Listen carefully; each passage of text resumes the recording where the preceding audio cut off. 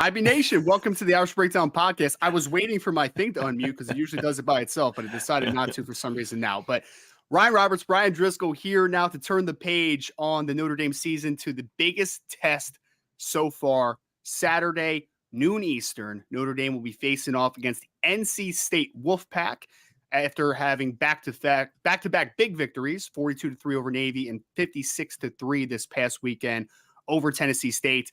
But as we turn the page, we understand that the season really starts week 3 for Notre Dame this year. This is the biggest test that they will have. Well, week 2, technically, week 3 for Notre Dame will, all that context, right? But we know that NC State is one of those teams that ACC team, Power 5 team, they have been typically a pretty tough and physical football team at worst over the last couple of years. They've had a couple of years where they were a very good football team. So we expect them to be a massive challenge for Notre Dame. This one is going to be one that is fascinating because, yes, it's the first test, but we also, and Brian, I think it's really interesting because I really want to start us off here as we break down everything you need to know about this game for Notre Dame, NC State. We'll also have the mailbag at the end. So if you want to throw mailbag questions in the chat at any time, MB before the question so we can distinguish what is a mailbag question and what is just general chatter going on in the chat. We very much appreciate it. I think it's really interesting, though, Brian, because it's awesome. Right now, Notre Dame is outscoring their first 2 opponents 98-6. It's cool. It's awesome. They're averaging 49 points a game. They're averaging over 500 offensive yards a game. They're only letting up like 2.7 yards per carry. On paper, it's awesome. But as we know, Notre Dame is never going to be judged based upon what they do against Navy and what they do against Tennessee State. Nor should they. Nor should they. North Carolina State is the first big test, and this is going to be one where we find out a lot about this Notre Dame team. What exactly is this 2023 version? Are they a legitimate championship contender? Are they a team that still is in a little bit of a transition second year under Marcus Freeman? Or is it somewhere in between? There's a lot of realities that can come from this, but this week I think is going to tell us a lot about what this team actually is at Notre Dame.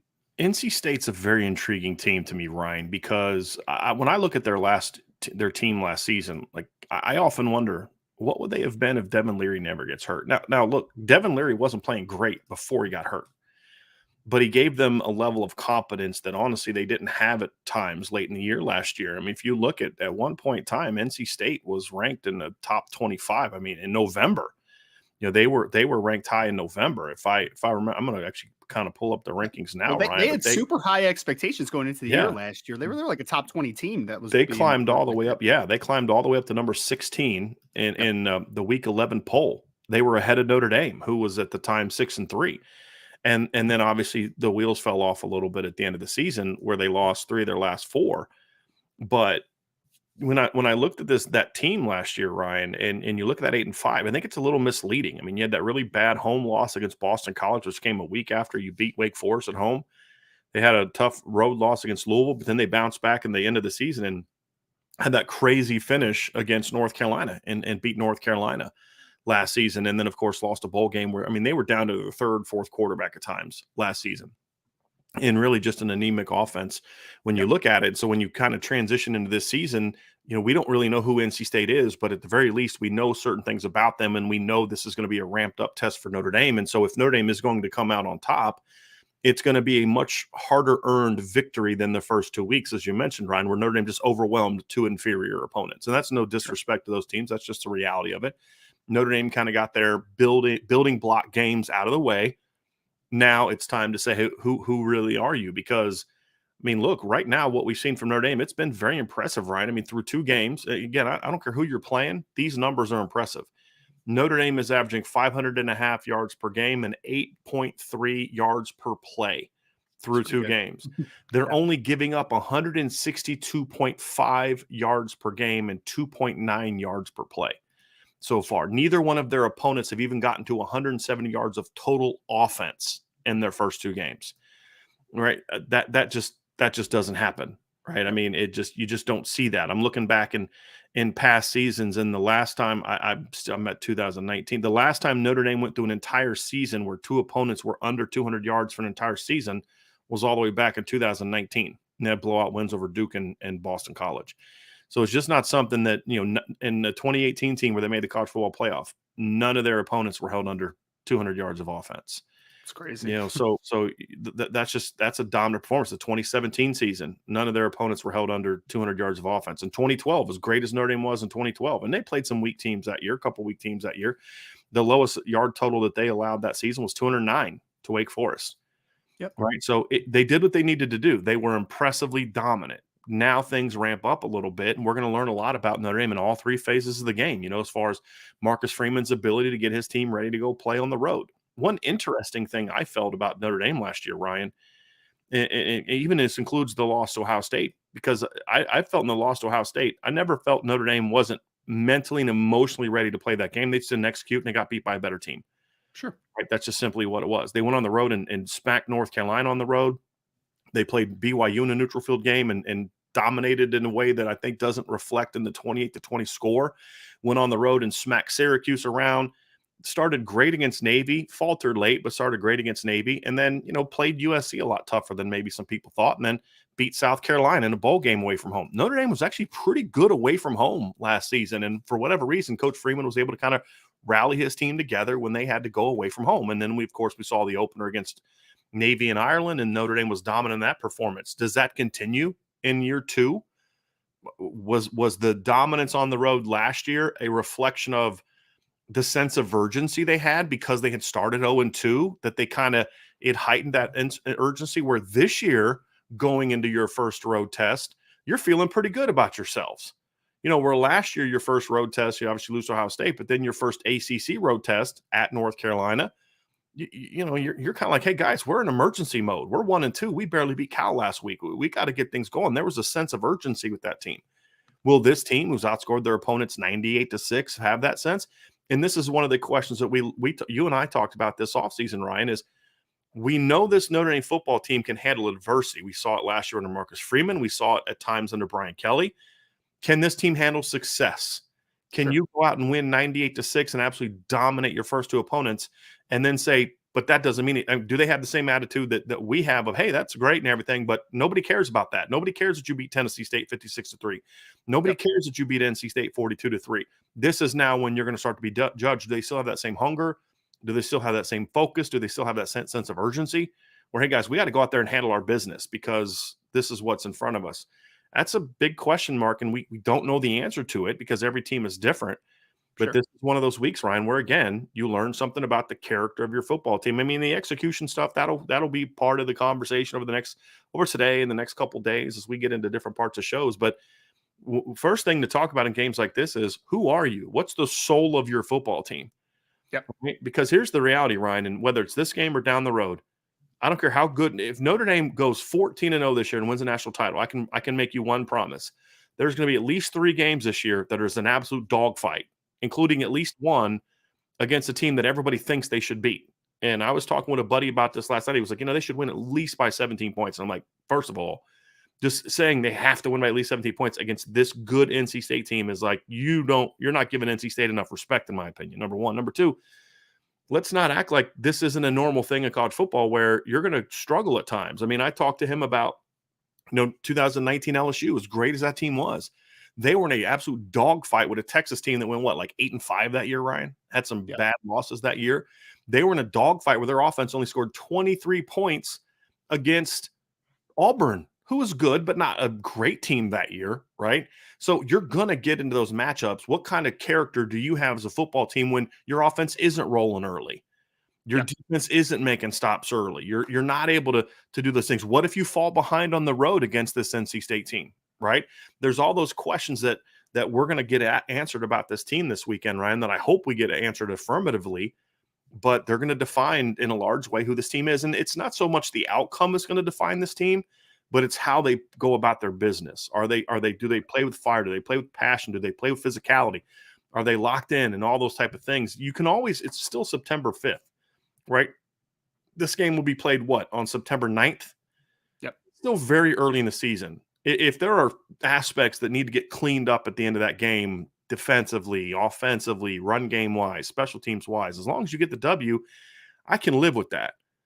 But what kind of physicality will we see? What kind of passion will we see, Ryan? Those are the things that we want to find out, because as this week one showed us, Ryan, it's just 1 week. and this is a little bit of confirmation bias for us, but we felt that this was going to be a wild season, a really wild season that was there for the taking for a team like Notre Dame, a team like Florida State, teams like that maybe have been on the outside in recent years that are looking to kind of take down the big boys. Look, there was a bit of a changing of the guard this weekend, in my opinion, to some degree, right? Florida State comes out and looks like $1 million, and then Clemson comes out and gets embarrassed on national TV 28-7. I mean, obviously the game was a lot more competitive than 28-7, but they played bad football. There was a changing of the guard in the ACC. Does this mean Clemson's time as a powerhouse is over, right? LSU, who everybody talks about, they're a playoff contender and all this other kind of stuff, they go out there and get smacked in the mouth in week 1. Ohio State looks mortal, right? Or they look like, hey, this team is beatable. Now, I will tell you that Ohio State's going to be a whole lot better in game 5 for Notre Dame than they will in week 1. But Sure. the point is, they looked human in the Big Ten. It's there for the taking, Ryan. And these are the kind of games where you get your character tested and we start to learn, are you going to be a team capable of seizing that? And that's real, because that's what's at stake for Notre Dame this weekend, Ryan, is there was a lot of shakeups, but nobody's talking about Notre Dame right now. Notre Dame fans are like, why are we getting no coverage? Why? Because you beat Navy and Tennessee State. That's why. That's why nobody's talking about how Oregon beat Portland State. They showed highlights, but no one's talking, oh my God, did you see how phenomenal Oregon looked this weekend? They won 81-7. Played Portland State. Nobody cares. These are the games you start to get measured by. And this is going to be a top 4 or 5 game on the weekend for football analysts and fans and voters and all that, Ryan. And you get a chance to make your first true statement of the 2023 season. Man, the shade that's being thrown at Portland State, all the Viking fan out there Just saying. head, man. Give us some just respect. saying. I mean, no you're good. you're absolutely right, though, because I also think that this game is going to be under a microscope nationally a little bit, too, because North Carolina State, I think people had, decent expectations for him coming into the year. I mean, we're going to talk about, obviously a offensive coordinator change that happened this offseason. They bring back a great defensive coordinator. I mean, there are some good coaches, obviously, that are coaching at NC State, and there's some talent there, which we'll get into, obviously, during the show. But the reason that this is one game is kind of highlighted for me from a Notre Dame perspective is it is sandwiched in between 2 of the worst opponents that you're going to play all season. You're going to play Tennessee State, and then you're going to play Central Michigan a week from now. I don't think there's any detractors from this game from Notre Dame, right? It's not like you play Ohio State next week. It's not like you play USC next week. You know that this is your toughest opponent for over the next couple weeks until you get to that Ohio State game. So that game is magnified. Also, I forget what the stat exactly is, but hasn't Notre Dame won 27 straight ACC regular season games? Regular season. So it's I think it's up to 28 now. Yeah. I believe. So Notre Dame also has a chance to kind of show hey man, we're not technically a part of the ACC, but there's an allegiance there, and we're dominating this landscape right now as well, which is kind of interesting to think about. It's 28 in a row, and it goes back to 2017 as the last time they lost an ACC game. They lost to Miami in 2017. The 2 ACC losses they've had since then came in the college football playoff to Clemson in 2018, and then the ACC title game in 2020 against Clemson. Yeah, but they're 28-2 since the beginning of the 2018 season. Well, a couple things have happened this weekend, Ryan. Number one, the ACC kind of woke some people up this weekend. We talked about this last week. I talked about it on my show. You and I talked about it in our prediction show. The ACC has an opportunity the first couple weeks to make a statement nationally. They made a huge one this weekend and started Saturday night when North Carolina thumped South Carolina pretty good. North Carolina missed some opportunities to make that 14-point win, an even more convincing win. Their defense looked good. Their offense didn't even look great. Honestly, Ryan, they won that game and their offense wasn't super, super sharp, and they won by 14 points. I mean, it wasn't that long ago, AKA last year, where North Carolina can't win a game if they only score 31 points. They can. And they scored 31 points on Saturday and won by 14. Florida State does what they did to LSU on national TV with everybody watching. I think I read somewhere where it peaked at over 10 million viewers on Sunday night. ACC has announced itself. This is also, I would argue, the toughest ACC schedule Notre Dame has faced in a long time. When you look at who they play, with Louisville on the road, Duke on the road, NC State obviously on the road. You've got Clemson on the road. The only ACC teams you play this year at home are Pitt and Wake Forest. You're 2-4 when it comes to home versus road against ACC teams this year. That's going to be a tough slate. And you've got, outside of Florida State and North Carolina, you've got most of the best teams in the ACC based on what perception is going to be and who was good last year. So the statement you're going to make beating the ACC this year, Ryan, is going to be even stronger if you can do it, right? Because the ACC has heard all that noise that Notre Dame fans and other people have said about how much they've dominated the league. And they have. I've tweeted about it. They have dominated. It's okay to say that. There's nothing wrong with saying that.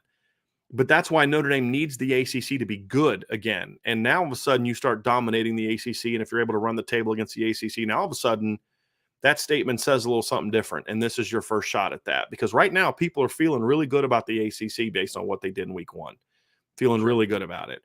And now you get a chance to kind of say, okay, now let's make some noise against this conference, because you have 6 games against the ACC this year, as I mentioned. North Carolina State, Duke, Louisville, Clemson, Pitt, and Wake Forest, right? All ACC teams. So you're going to have your opportunity to say, hey, look, yeah, the ACC is a lot better, but we still run this thing. And this is your first shot. Now you lose this game, Ryan, then all of a sudden you're now in basically single elimination mode the rest of the year. That's not a great place to be, in my opinion, when you've still got what they have coming up on this guy. You still have Ohio State, you still have Duke, you still have Louisville, you still have USC, you still have Clemson on the road, you still have Pitt, you still have, Wake. You don't want to put yourself in single elimination mode if you want to be a playoff team this early in the season. So there's a lot at stake for Notre Dame this weekend against a quality opponent that went 8-5 last year, went to a bowl game. Dave Dorn is, he's done some good things, in my opinion, Ryan, at NC State, and he hasn't been able to kind of take them over the hump. We'll find out if this is the year for him to be able to do that, but this has been a consistently good football team. In the last, 6 seasons, NC State has won at least 8 games in all but 1 year. It was 2019, and they've won 9 games 3 times in that stretch. This is a good football team. Yep. Notre Dame's going to have to be ready to play them. And as we kind of talk about what we want to see from this football team, Ryan, it's a confidence builder or not, as we mentioned. But the other part of it is we're going to learn a lot more about Jared Parker this weekend than we have at any point in time the first 2 weeks. I mean, I like what I've seen so far from the Notre Dame offense. But it's like, okay, but is that stuff working because that opponent is just that bad? Or are you really scheming some stuff up, right? I feel good about what we've seen, but to do it against Tony Gibson's defense is a whole different animal.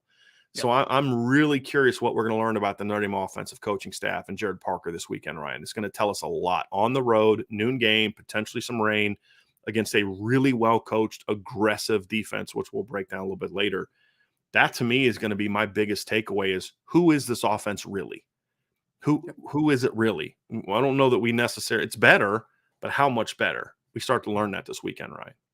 Yeah, I mean, scoring 42 points against Navy and then 56 against Tennessee State. Obviously, that's not a resume that's going to ignite the fear into the hearts of the best teams in college football. Like, they're just not going to do it. I mean, I agree. I think that when you look at the Navy game, for instance, I thought that the game plan was phenomenal. I thought that they mixed things up. I thought that they were very diverse with how they attacked Navy, a team that was also very good coming into the year at stopping the run. I thought that Notre Dame understood that, but they were still not afraid of it, obviously. So they schemed up a way to take advantage of what they could take advantage and then wear that team down. So there was a great first test as far as using your game plan to really manipulate what they do, what they don't do well, and to take advantage of that to get things rolling. But then Tennessee State, Brian, like, honestly, I mean, full transparency, you throw that one out the window at this point for me, right? Because it's like, awesome. You drop 56. 56 is great against whoever you play. I mean, I think you said that earlier in the podcast. It's fantastic. Sure. But ultimately, we talked about it going into the game of like, there was a reality where Notre Dame could have won 56 or 63-3 and not really play that good of a football game. Like, it just wasn't that big of a test. Notre Dame, Jared Parker is ultimately going to be graded this year based upon what they do against the best teams on their schedule. And this situation, I think that you can make a very good argument that Tony Gibson is the best defensive coordinator on the schedule for Notre Dame this season, right? I got to say, I got to interrupt you. Did you see me over here looking up, kind of starting to count on my fingers? Thinking a little bit. That's what I was doing. I was like, who could potentially be considered? So I was like, okay, Jim Knowles, does Mike Elko count, right? Because, he's still got his hand on the defense. And I'm like, I'm kind of going through the schedule and I'm thinking to myself, I think Tony Gibson might be the best D coordinator on their schedule. To me, it's him and Jim Knowles is Yep. really what it comes down to, unless you want to count Mike Elko, who's the head coach at Duke. I mean, he has a D coordinator, Tyler Santucci. So it's funny you brought that up, Ryan, because that's literally why I was making that face, and I was like looking, I'm like counting, like, oh, okay. But I mean, you're absolutely correct. This is going to be one of the best coach defenses that you're going to play all season. Yes, It is, and we'll dive into some numbers here in a little bit and show you examples. But I think that's a great point that if you can look good this weekend, yep. and I know to some, here's the thing, Ryan, and I want you to respond to this. Here's the problem, though. A lot of Notre Dame fans look at NC State, and all they see is NC State. They look at the name on the jersey. It's not a powerhouse program. It's not Ohio State. It's not this. It's not that. It's not Clemson. It's not USC. What I'm telling you right now, especially based on what we saw last night from Clemson, this is going to be could be one of the 2 or 3 best defenses that you face all year, because it's not like Tony Gibson is this defensive wizard and he's trotting out a bunch of dudes that I wouldn't have recruited to Duquesne, but he's making magic with them because he's such a great coach. All right, Ryan, you do NFL draft stuff. There's some draft guys that are going to get drafted in the next few years on this defense on all 3 levels. NFL draft. Yeah. What's that? I said in the 2024 NFL draft too. Not you don't even have to go future. Like there's several guys. Like I would say, and I know we'll get into the exact names, but like Peyton Wilson's a great example, right? Peyton Wilson was a top 50 national recruit. Notre Dame had literally offered Peyton Wilson coming out of high school. You know, like it's like he's just some scrub, right? Like they had offered him. Davin Van, I know, is a player that Notre Dame had also offered coming out of high school. Like there's guys on this team that Notre Dame had interest in as high school recruits. So yes, there is talent. And the talent's really well coached. Right. I mean, literally, there's probably 2 to 3 guys on the defensive line that I would say are NFL players. There's at least 1 linebacker. Both corners will play in the NFL in some capacity. Like there's NFL talent on each and every level. You're absolutely correct. And to your point, they're coached well. That's the thing. They're coached well, and that's what presents itself. Because we kind of nailed the prediction for NC State UConn last week, right? It's going to be a tough grind early, because UConn is a really good defensive football team. But at the end of the day, the talent at NC State would win in the end, and that's exactly what happened. This is you take away one long run, UConn after the first series didn't do a whole lot, and we'll get into that. But yeah, Ryan, you're flat out right. If Notre Dame's offensive staff can go out this week and scheme up and prepare and get this offense to have some success, and again, they don't need to go out there and score 49 points like their current averages. Should not be the expectation. If they do, I'll tell you right now, if they get anywhere close to 40 plus in this game, then start feeling really good about yourselves, Notre Dame fans, because that would be an impressive performance. I mentioned this the other day. You know, a buddy of mine was like, yeah, you should at least get 40 some points. And I'm like, I got a lot of friends who just do not respect Wake Forest. You know what I mean? NC State. And the point that I made was, last couple of years, they've only done that one time. They've only given up 40 points one time. They don't even give up 30 a whole lot, as we'll dive into. So really big test for Jared Parker. And the same is true on the other side of the ball. This is going to be the first test for the Notre Dame secondary. Now, you and I were talking before the show, Ryan. This isn't a great NC State pass game, or a pass attack from a personnel standpoint. There's some okay players. They didn't look great in the opener, but it was the opener. I don't really put too much in it. There's some solid players over there, but they are going to be significantly better than what they faced in the first 2 games. And number 2, you've got a very mobile quarterback. And number 3 is this is a really good system. And again, we'll dive into all that. So we're going to see the secondary be tested a lot more than they have so far too. So there's a lot of things we're going to learn a little something. Now, do you shut down the NC State receivers? Does that mean you're going to shut down Marvin Harrison and Emeka Egbuka? Not saying that. That's not it. It's just looking backwards to what they faced. This is also going to be the toughest test that they're going to face defensively. And I have some questions about who Al Golden is wanting to be with this defense after last week, right? Because the first game, you can't learn anything about that from a schematic standpoint because you're playing a triple option. Who is this team going to be? How quickly can Al Golden make in-season adjustments? I think that everybody talks about halftime adjustments, and those are important. I think sometimes maybe a little bit too much is put on halftime adjustments, right? Like they're important, but they're not like, oh my gosh, you had a terrible game plan in the second half. You have this wonderful game plan. You make some little adjustments. Sometimes guys just execute better or whatever. I think the biggest thing for coaches, Ryan, is in-season adjustments. Knowing who your team is and being able to adjust on the fly, saying, hey, I thought we were going to do this. but we need Yeah. to do this because we're better here than I thought. We're not as good as here as I thought, whatever the case may be. And we're going to learn something because, as I said last night, Ryan, I didn't love the defensive game plan. I just, the whole you're so linebacker driven that you don't take advantage of the weapons you have up front. Was that a Tennessee State thing? Is that who they want to be? That's something else we're going to learn a little bit about this football team is we get another example to see them against a more traditional offense. And I would argue this, Ryan, you said Tony Gibson might be the best defensive coordinator that they're going to face. I'm putting Robert and I in my top 3 of offensive coordinators that Notre Dame is going to face. Obviously, Lincoln Riley is at the top. Yep. I'm putting Warren Ruggiero in this conversation, right? Jeff Brahms in this conversation, and Robert and I's in this conversation when it comes to offensive minds. Ryan Day is a head coach. He's still calling plays. So I'm definitely putting him in the top 5, no doubt about it. And I think you could make a case when you look at what he's done with inferior talent at BYU. It's hard to say inferior talent at Virginia because he had pretty good talent actually at Virginia, but inferior talent last year at Syracuse because outside of Rondé Gadsden, they didn't have a whole lot of like pass game weapons that scare you.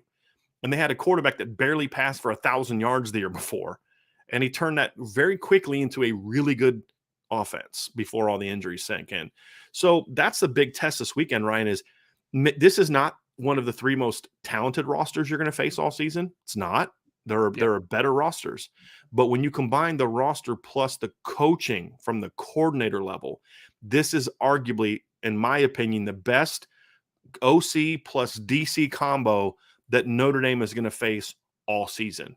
I think that's I would actually kind of thinking through it. I'm going to pound on the table a little bit and make that case that this is the best coordinator plus coordinator combination that you're going to face all season as pure coordinators. Like I said, I'm not counting Mike Elko at Duke. Yep. I'm not counting Ryan Day at Ohio State as much. I'm just talking pure coordinator sure. on both sides of the ball. They're outstanding. And so if you can handle yourself well as coordinators for Notre Dame coming out of this game, you start to feel good. Because to me, Ryan, there's a difference between you just out-talented them and you went toe-to-toe with them coaching-wise or out-coached them. That's something to me that's going to tell me a lot more about this team than even how did you physically handle a team that, with all due respect, Ryan, NC State's a talented team. Notre Dame has more talent than NC State. They do. And I wouldn't say it's not close, but it's not debatable to me. I mean, it's across the board. There's some areas where NC State can stack up, right? Front seven's pretty good. Their corners are pretty good. But there's plenty of areas where Notre Dame is just significantly better than NC State, but they're coached extremely well. So if you can play well physically as a team, but then also coach well, and I feel like I'm going to come out of that game feeling really good about where this program is. Whereas the opposite is true if they just out-talent NC State and get a win, but you're like, man, but they got out-coached. This game was a lot more competitive than it should have been. Then you might say, okay, well, what's going to happen when you face a play-calling duo like Ryan Day and Jim Knowles in a few weeks where they're going to have much better players? That's kind of where you talk about you're going to learn a lot. That's what we're going to learn a lot this weekend about this football team from a coaching standpoint. It's the separator ultimately, right? Like I'm a very big believer that college football is a whole lot more about the Jimmies and the Joes and the X's and O's compared to the NFL, right? The NFL is very scheme driven, and that's the differentiator a lot. I really think that talent outweighs a lot of other talents on a week-to-week basis in college football, but coaching can always be that differentiator, right? If you're a Notre Dame team that faces off against, let's say, a Clemson team is similar talent-wise on a matchup, coaching can be a differentiator. They can be the separator between a win and a loss, ultimately. So that's where coaching, I think, really takes the next step. I think you make a really good point, too, Brian, about, just the Al Golden's defense for Notre Dame 2023 version is that offensively, I feel like we have a pretty good understanding of what Notre Dame wants to be and where they're trending to. Like, I think I have a better understanding of their identity compared to Notre Dame's defense because Navy is just not a good data point as far as defensive what you want to be. You're basically scheming specifically for one football team on a season. Like what you're doing against Navy is not as translatable to what you're going to do against Ohio State and Clemson and NC State and any of those more traditional offenses. So it's just not a great data point overall. And then Tennessee State, ultimately, you were so much more talented than them. I don't even know, like, I don't know what, to be honest, like, I don't know what Al Golden's mindset was coming into that football game as far as how much do I want to show? What do I want to show? Do I want, not, because you always want to try to get into your identity a bit early on in the season. But again, it's like, it is a kind of a fine line between showing too much and showing too little against a team like Tennessee State that you can beat convincingly, even if you don't play well. Like, that is the situation that you were in Tennessee State. So I think that I have a pretty good idea of what the what the Notre Dame offense wants to be in 2023. I don't have as good an idea of what the defense wants to be because you have one game that didn't matter and another game against a super inferior opponent offensively. So this is a game that will determine a lot for me. What does this team want to be defensively? And you have a great test. I mean, we're a player-driven thing, right? I would love to talk about players, and this player is a great football player, and this player is an X factor, and all those great things. But I think what the outcome of this football game is, and how decisive it is one way or the other, is going to be very much determined of Al Golden versus Robert Anae and Jared Parker versus Tony Gibson. Like, what do those matchups look like? We always talk about the player matchups, and for good reason. Those things matter so much in the game of college football. But the coordinator matchups this week are incredibly influential to this football game because on one side, NC State, you have two very proven commodities from the college football perspective. On Notre Dame's side, you have an offensive coordinator who's off to a nice start at his tenure at Notre Dame as an offensive coordinator, but still a lot to prove there. Al Golden hadn't been a defensive coordinator since 2004 before last year. So his track record on the college level of being a defensive coordinator is one that isn't incredibly proven, at least recently, right? Like, if you want to go back to the Virginia days of Ahmad Brooks and Kai Parham and those guys, I guess that's a data point, but that was almost 20 years ago at this point. Right. So you have two coordinators that I think have a lot to prove for Notre Dame and two for NC State that don't have a lot to prove. It's just kind of continuing the machine that they have built as far as what their schematics are and the philosophy that they have as coordinators. Ryan, here's why we're focusing on this, in my opinion. It may be different for you, but here's why it's important to me, why I'm talking about this. Because what we have claimed over the years, you have to a degree, but I definitely have. So I'll own this one, right? I'll say this is more me than us. I'll own this one. So if I'm wrong, they can come at me.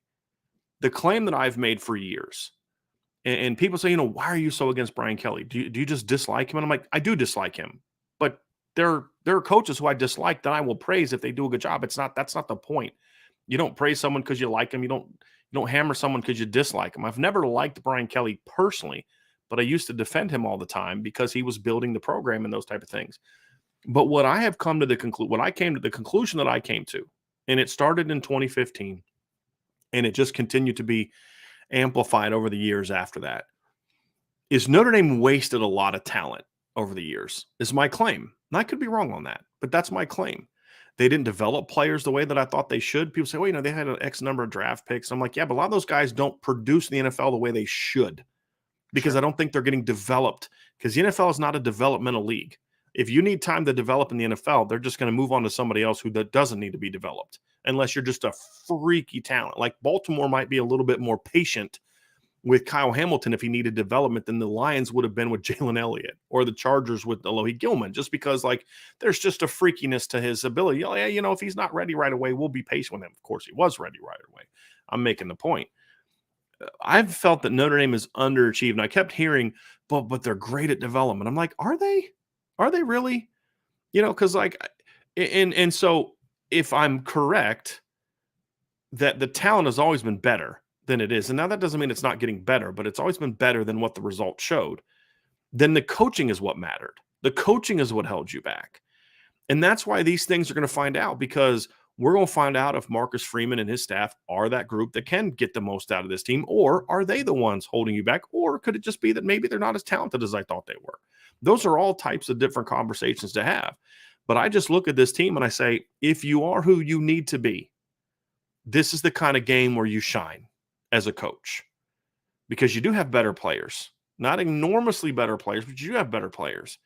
Can you get your team ready to go play at a level of focus, intensity, and execution that you need for the talent to win out?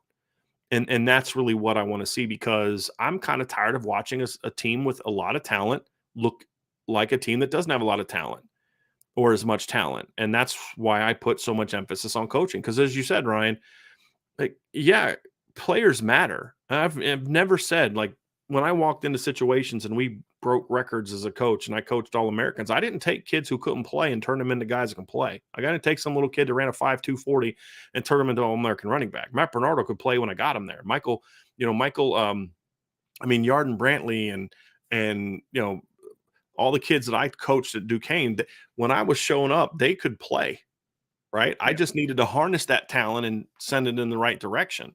And that's what I've always felt Notre Dame has failed to do, to be honest with you, is you got to have the talent. Well, Notre Dame has the talent, especially in this matchup. Or do they have the coaching? And this is the first true test of that. I love what we've seen from the coaches in the first two games. I mean, they didn't just, they out-talented their first two opponents, Ryan. But if you're not coached well in those first two games and you're not prepared, you're going to give up a long score. You're going to give up a big play. Look at the special teams. I don't think they've been coached all that well the first two games. And what's happening? They're giving up big plays. They're having big mistakes. Well, that's not happening on offense or defense. Why? Because so far, I think they've been coached well. But now we find out just how good they are, because, as I said, I will contend that this is the best coordinator duo that Notre Dame will face in the regular season this year. And if they can perform well then I start getting a little excited, really, truly excited. After people ask me, how excited are you about this team right now? And I'm like, I'm still cautiously optimistic. That hasn't changed. I've enjoyed the heck out of the first two games, but you finally did what you're supposed to do against those teams. Now the tests start to ramp up, and that's what I'm looking forward to, Ryan. Yeah. So I think we had the same. I think we had the same vision on it. Honestly, the same impulse on it. I mean, when I was watching the game this past weekend when it ended 56-3. I'm like, that's awesome, but like, it wasn't like gratifying to me, because I'm like, that's exactly what they should have done to that team, right? Like, was your expectations that they weren't going to destroy that team? I mean, I really think that Notre Dame has done what they've done against Navy and Tennessee State, what they should have done, right? And this was always the Brian Kelly stuff for the most part, right? It's like, you should beat the teams that you should beat. Like, there's no doubt about it. They did it impressively the first 2 weeks. There's no doubt about that. But now that you're getting into North Carolina States and Ohio State in a couple of weeks, there's no more like give me games, right? As far as like Notre Dame could beat this team off of talent every single week. What, like, one no, left the rest of the year, Ryan, would you say? Maybe just one, two at the most? Yeah. I mean, Stanford looked okay against Hawaii. We still got to learn about them. But, I'd say maybe two games, three at the very most, three, if you want to talk about like Wake Forest. But even then, I'm like, receiving core. No, Wake Forest is going to be good. You know what I mean? So like, there are maybe two teams left that you can just go play mediocre football and just out talent. That's it. Sure. That's it. The other 7 or the other 8, you're gonna have to do something. Yes. To your point. Yeah. No doubt. No doubt. So I think that's a great way to now start the conversation about NC State and what they bring to the table. Yep. Right. Because you mentioned already 2022, 8-5 record, dealt with a lot of injuries though. I mean, you already mentioned obviously Devin Leary going down. Then they're going to guys like MJ Morris. Ben Finley's playing a lot of football at times during the season. By the end of the year, just kind of a really tough situation quarterback wise. But they had lost also. Isaiah Moore was banged up at linebacker for them. Shaheem Battle missed a couple of games. Thayer Thomas missed a couple of games at wide Peyton receiver. Wilson missed a couple as well. Yeah, Jakeem Harris missed 2. Devin Boykin missed 2. They had, like you said, Ryan, Savion Jackson missed half the season last year. So they went through a lot of that stuff. They were banged up, and they're also a team that, for people that maybe didn't see this past game for them, they played against UConn. And I know people will just kind of go, UConn, right? UConn is improving very quickly, folks. Yeah. We talk about talents. They have a defensive end that's an NFL player. They have a safety that's an NFL player. They have a linebacker that's going to be in a camp. There's no doubt about it. They have a couple offensive linemen that are super interesting. Christian Haynes is going to play NFL football. Are those the inside guys? Yes. Because when I was breaking down the all-22 run, I was like, their interior linemen at UConn are good football players. Christian Haynes is a guard. He was like a preseason All-American by one platform, maybe PFF or something, but like, he's a good football player. He's going to play on the NFL level. So UConn Yeah. is a team that is improving quickly. NC State beats them 24-14. And again, full transparency, it wasn't like a incredibly impressive victory for NC State. But I just want us to have a little bit of context of UConn's not as bad as what UConn had been the last couple of Right. years of They were a bringing bowl it team last year, Ryan. Yeah, they were a Yes. bowl team. And to your point, I would argue and counter with the fact that I would say that their first test was much tougher than either of Notre Dame's first two tests as far as talent. Now Notre Dame Navy always presents a tough test schematically and things like that. But as Right. far as talent, they played a team in UConn who's significantly better than anything Notre Dame has faced so far. Oh yeah, At this I point in think time. UConn would decisively beat both Navy and Tennessee State. So yes, I believe they are just a The straight up the better football team. only reason I would maybe push back on Navy is just because the one weakness that UConn has is still quarterback and throwing game is still really bad. Sure. To where maybe Navy can just run the clock out and make it a 24-14 loss, to UConn. But the point is the UConn's a much better football team than what Notre Dame faced. When you look at NC State last year too, Ryan, as I mentioned, they were 7-2 at one point in time last season and had some tough losses. I mean, their loss to Florida State last year just shouldn't have. Actually, no, they beat Florida State last year. I'm sorry. Florida State kind of choked that game away. They battled with Clemson, lost to Syracuse before all those injuries set in. They lost by a point to Boston College. They lost by 4 to Maryland. They weren't out there really getting worked by people last year, Ryan. It wasn't a situation where you're like, man, like they really stink, right? They got destroyed by that team. Their worst loss last year was a 15-point loss late in the season to Louisville in a game that Peyton Wilson didn't play, and NC State was only down 14-10 going into the fourth quarter. Sure. I mean, so like they kind of put that game away a little bit late last season. So, to me, Ryan, this is going to be a tough battle, in my opinion. It's going to be a tough battle. Yep. And I also think that NC State's just not a team that you 100% know exactly what they are, right? Because I think a great place to start is on their offensive side of the football, because there's a lot of changes on that offensive side of the football. Yep. We just spent a while talking about Robert Anae, his past, what he's been able to do, quick turnaround at Syracuse, obviously last year.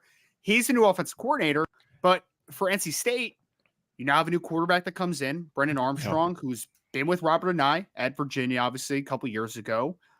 And this offense, I think, is just structurally obviously changing a good bit. Yeah. A different offense, and it quarterback. needed to, Ryan. Let's pull this up real quick as we kind of look at NC State.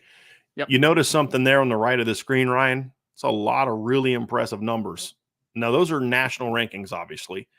NC State last year finished 11th nationally in total in scoring defense, 19th in total defense, 22nd in yards per play. We always talk about total numbers don't always tell you the story. I think when you look at their pass defense, that's a perfect example. They ranked 71st in pass yards allowed, but they ranked 19th in passing yards per attempt, 12th in rating. They were 20th best in third down defense, 22nd best in turnovers forced. Last season, they also were 11th nationally in rushing defense. And some of their rushing numbers last season, Ryan, were really impressive when you look at how they're able to shut people down. And then even some of the games when they gave up yards, it was a lot more quarterback driven than anything. They gave up 206 yards rushing to Florida State. Jordan Travis, I think, had like 130 yards rushing that game, mostly on scrambles. They held, let's see, 1, 2, 3, 4, 5, 6 teams to under 100 yards. Actually, let me be more specific. They held 6 teams to below 80 rushing yards last season. They held Wake to 17. They held Boston College to -1. They held North Carolina to 118, UConn to 121, Texas Tech to 54, Charleston Southern to 36. They held East Carolina to 116, Clemson to 145 last season. Gave up a decent amount to Louisville and Syracuse. Those are the games where they gave up a decent amount of rushing yards last season. But look, they're a team, Ryan, that was really gritty last season defensively in their 3-3-5 attack. Their issues were, as that graph shows, they were terrible in offense last season. And some context too is that, guys, I think if you're watching with us on YouTube, especially, if you see this right side of the graphic with all these defensive numbers, the 11th ranked scoring defense in all of college football last year, 19th in yards per game, 11th in rushing yards allowed per game, and only gave up 3.4 yards per carry on the ground. They did all that, Brian, with a very bad offense, right? Like Yes. they're on the field a lot, and they're And still a stingy, tough and Ryan, defense. a schedule slated with a lot of teams that can score. I mean, East Carolina could score last year, right? I mean, they averaged over 30 points a game last year. Texas Tech was a solid offense last year. Clemson could score last year. Florida State could score last year. Syracuse at that time was scoring. Wake Forest was a high scoring offense. Louisville had a pretty good offense. North Carolina had a high octane offense. So they didn't do this against a bunch of, like in the Big Ten West, right? Like I pointed out yesterday that like 5 of the top 10 scoring defenses in the country last year were Big Ten teams because of this, the league, don't score in that league. That wasn't the case with NC State, Ryan, to your point. And they played Maryland in a bowl game and they lost, but they only gave up 16 points, right? I mean, look at Maryland last year. Maryland scored 27 against Michigan and scored 30 against Ohio State. I mean, that's a team that you went out and held to 16 points in a bowl game with, I think, your third string quarterback in the bowl game, by the way, I believe. Yep. Correct? Yep. Yeah, because Morris was still Houts, right? So they had Finley playing, I believe. So they needed to make a change on offense because even like we talk about the injuries, they weren't even playing well. Like they would have been to me at least one more game, maybe 2 if Devin Leary's healthy. But just because he would have been better than what they had, he wasn't even playing that well before he got hurt. And so they make this change for Robert and I.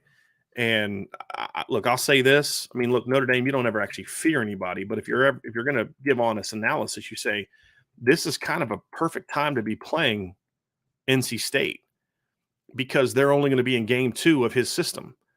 And when I look at it, look, and the other part too is you say, well, you don't know what he's going to do there. Notre Dame has a pretty good idea. They've actually been very fortunate that twice in each of the last 2 seasons, they've had to prepare for a Robert and I offense, including one with Brennan Armstrong at quarterback. Because if you remember, Brennan Armstrong didn't play against Notre Dame, but they didn't know that till they kind of got to game day. There was always a report that he may play, he's going to play. So when Notre Dame was preparing for Virginia that week, they were preparing for a Brennan Armstrong and Robert and I led offense. Yep. Last year, they prepared for a Robert and I led offense at Syracuse. So that's going to be something that helps. There's going to be some familiarity with who he is. There's a lot of past scouting reports that you're going to tap into. And what that means is because you did see him with 2 different teams, Ryan, it gives you a sense of, what he does when he has really good weapons and when he doesn't have really good weapons, when he can run the ball, when he can't run the ball, when he has Brennan Armstrong at quarterback. So you'll be able to tap into some of your analysis that you did the last couple of years. And then, of course, you watch NC State film from the opener and from last season to get a feel on who they have, offensively, what their personnel is like. But I would much rather be facing this NC State offense in week 2, game 3, than in late October, November, when they've got 7, 8, 9 games in this system under their belts. You also don't want this to be the game where because this offense was not great in week 1 against UConn. Like they scored 24 points. Brennan Armstrong was basically the entire offense. I mean, he led them in rushing week 1. The plays they did make in the passing game were largely because of him making plays out of structure and being able to extend the football a little bit. This is not the week that you want NC State to get their mojo going, right? Build their confidence. You don't want to look back on the season in its entirety at the end of December and be like, dang, Notre Dame was where NC State got all their confidence and really started to get on their run, and they really started to get all their, everything just kind of to align for them, right? So you want this game to be one where it's like they're still kind of meandering through and finding their identity a little bit. You don't allow them to find that. You don't want this to be their identity finding game against Notre Dame. That's absolutely not. Absolutely not. Let them figure that out somewhere down the road. There's no doubt. I think what you saw in the biggest change in week 1, Ryan, is you look at the rushing production in week 1 against what I believe is a pretty good run defense. In my, we talked about this before. I think UConn has a pretty good defense. They have a pretty good rush defense, and they did last season. Especially kind of later in the year. So it wasn't like an elite rush defense, but I thought it was a pretty good rush defense, and their numbers were a little bit inflated by the fact that they played Army late in the year as well. Sure. But and they had a pretty tough schedule last year as well. But, to me, when I look at this rush offense, they were barely over 100 yards. They averaged 113.8 yards per game last year.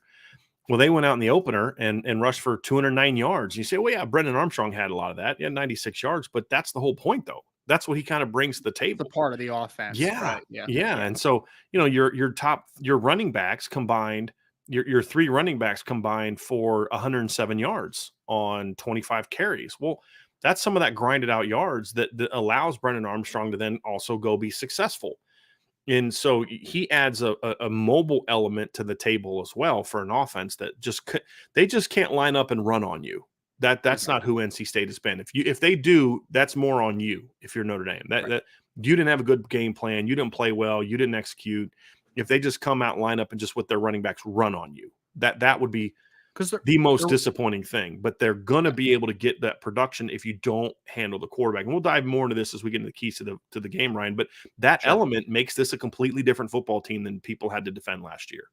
I agree. Oh, I think one thing that people kind of underrated from the 2021 to 2022 version of NC State was they lost two really good running backs from the year before. They lost Zonovan Knight and Ricky Person from the year before, and their running back room is not great, right? Like, it's not coming back this season. So there is, Brennan Armstrong, yes, upgrading hopefully the passing attack of NC State, but also his ability as a runner is going to supplement the run game as well and be a part of that offense. And I'll say this, Brian, is that I just think Notre Dame has to, because you're right, we'll talk about this a lot more in Keys to Victory, but I think one thing that NC State did have as building blocks was they do have a couple really nice offensive linemen up front. Like Anthony Belton at left tackle is a really good player. Dylan McMahon at center is a really good center as far as a college football player. So they're going to try to establish a running identity during this game. They're going to try to assimilate to Robert and I's offense and be able to open up this passing game. There you go. They do want a semblance of balance, right? Yep. Like, this isn't a team that just wants to throw the football around the yard. I mean, whether it's at Virginia or Syracuse last year with Sean Tucker, Robert and I does also want to have some sort of balance to his offense. This isn't just the passing offense. So I think that those changes are important to understand, but it's also important to understand the building block that NC State did have coming back, right? Like, their wide receivers aren't great. The running backs aren't great. They have a transfer quarterback that can do a little bit of the dual threat stuff. And they have a couple offensive linemen that you look at and say, Notre Dame's going to have to come out ready to play, or else they're going to be able to create a little bit of movement with them up front. Yeah. When you look at their team in recent seasons, Ryan, or look at what Robert Nye has done, as you mentioned, the desire to be balanced, but he's shown that he will get there in different ways if he doesn't have the talent at running back, and he didn't in his last 2 years, in my opinion. At Virginia, their rushing yards were not great. He tried to find some balance, but he was able to. What he did was he was able to utilize the quick passing game, the screen game, and things like that were kind of an extension of that. That kind of, so if he doesn't have the ability to run the football, he will have a package of ways to quickly get the ball to the perimeter to kind of soften you up. And basically that just becomes the same as like Notre Dame running the toss sweep, right? It's like it's accomplishing the same thing. And I like that about him. He's a really sharp guy. I mean, and you just look at his ability to turn things around quickly. That's something that impresses me the most, Ryan, is his ability to kind of turn things around quickly. He was at Virginia for a while, took them a little bit to kind of get rolling at Virginia, you know, when you look at it and when you look at the kind of teams they had. But, you know, during his time at Virginia, there were years where they didn't run the ball very well and other years where they ran the ball pretty well if he had the right kind of talent. Because remember when Notre Dame played Virginia in 2018, that really good Virginia team, 2019. That really good Virginia team that Notre Dame played in 2019 with Bryce Perkins, right? I mean, that was a Robert and I offense. That's who that was. I mean, and that was a fun, exciting offense. And then, you know, obviously we know what he did in 2021 when Brendan Armstrong threw for over 4,400 yards. Also, I think ran for over 500 yards that season, 251. I thought he ran for more that year. I could have. He ran for over 500 the year before. Okay, so I was wrong on that. And then, of course, last year we saw that offense really struggle when he left to go to Syracuse. Well, then you look at what he did at Syracuse. And you and I broke this down last year before that game. In Syracuse in 2021, Syracuse had a very anemic pass offense. They passed for 153 yards on the season on average. Their rating was 115.41, which is terrible. They averaged 6.4 yards per attempt in 10 touchdowns and 6 interceptions. That's like triple option numbers. Right. From a pass game standpoint. Right. I mean, that's really bad, Ryan. That's really bad. They ranked 122nd in the country in passing yards, and they ranked 111th in the country in yards per attempt. They ranked 120th in the country in passing touchdowns, and they ranked 111th in the country in quarterback rating, and they also ranked 118th in completion percentage. They were at 54.4%, 6.4 yards per attempt. 1 year later, Robert Anae with the same quarterback, Robert Anae comes in and they go from 153 up to 231.9. That also was hindered a little bit by the fact that Garrett Schrader got hurt because he didn't play against Florida State, I don't believe, when they were held to under 100 yards passing. I don't believe he played that game, or he got knocked out early that game again because he got banged up against Notre Dame, didn't play against Pitt, tried to come back against Florida State, got banged up again, and they weren't as good. He came back healthier against Wake Forest, and in the last 3 games, so went 324, 285, and 330. So that little stretch against Notre Dame, Pitt, and Florida State where he threw for 35 yards against Notre Dame, didn't play against Pitt, threw for 65 against Wake, dragged their numbers down even more than what they would have last season, in my opinion. And that's where the guy, Garrett Schrader, went from 6.2 yards per attempt to 9 touchdowns to 8.3 yards per attempt, 17 touchdowns. Garrett Schrader went from 52.6% completion rate to 64.7% completion rate. That includes being in the 30s against Notre Dame and Florida State last season. That's an absurd jump, by the way, folks. Yes. Like 12 points of a completion percentage in one season. In one season. Absurd. Yes, and almost a whole 2. And actually, was it over 2 or was it almost 2 yards per attempt? It was over 2. He went from 6.2 yards per attempt to 8.3. I don't know what's the bigger jump, Ryan, the yards per attempt or the completion percentage. They're both huge jumps. Massive. They're both massive, for a guy that played a lot, right? Like, it's not like he threw 50 passes and went, 26 of 50 in mop-up duty against the number 2s. This is a guy who was your starting quarterback the year before. Right. So and he played an entire season. Right. And 8.3 is a good number, right? Like 6.2 is terrible. It's better like, what Notre Dame did last year. Different spectrums. Like it's awful and good. Like it's just weird how bad, how different it is. Very strange. Right. And what was the one change? The only real change last season was Robert Anae. That was it.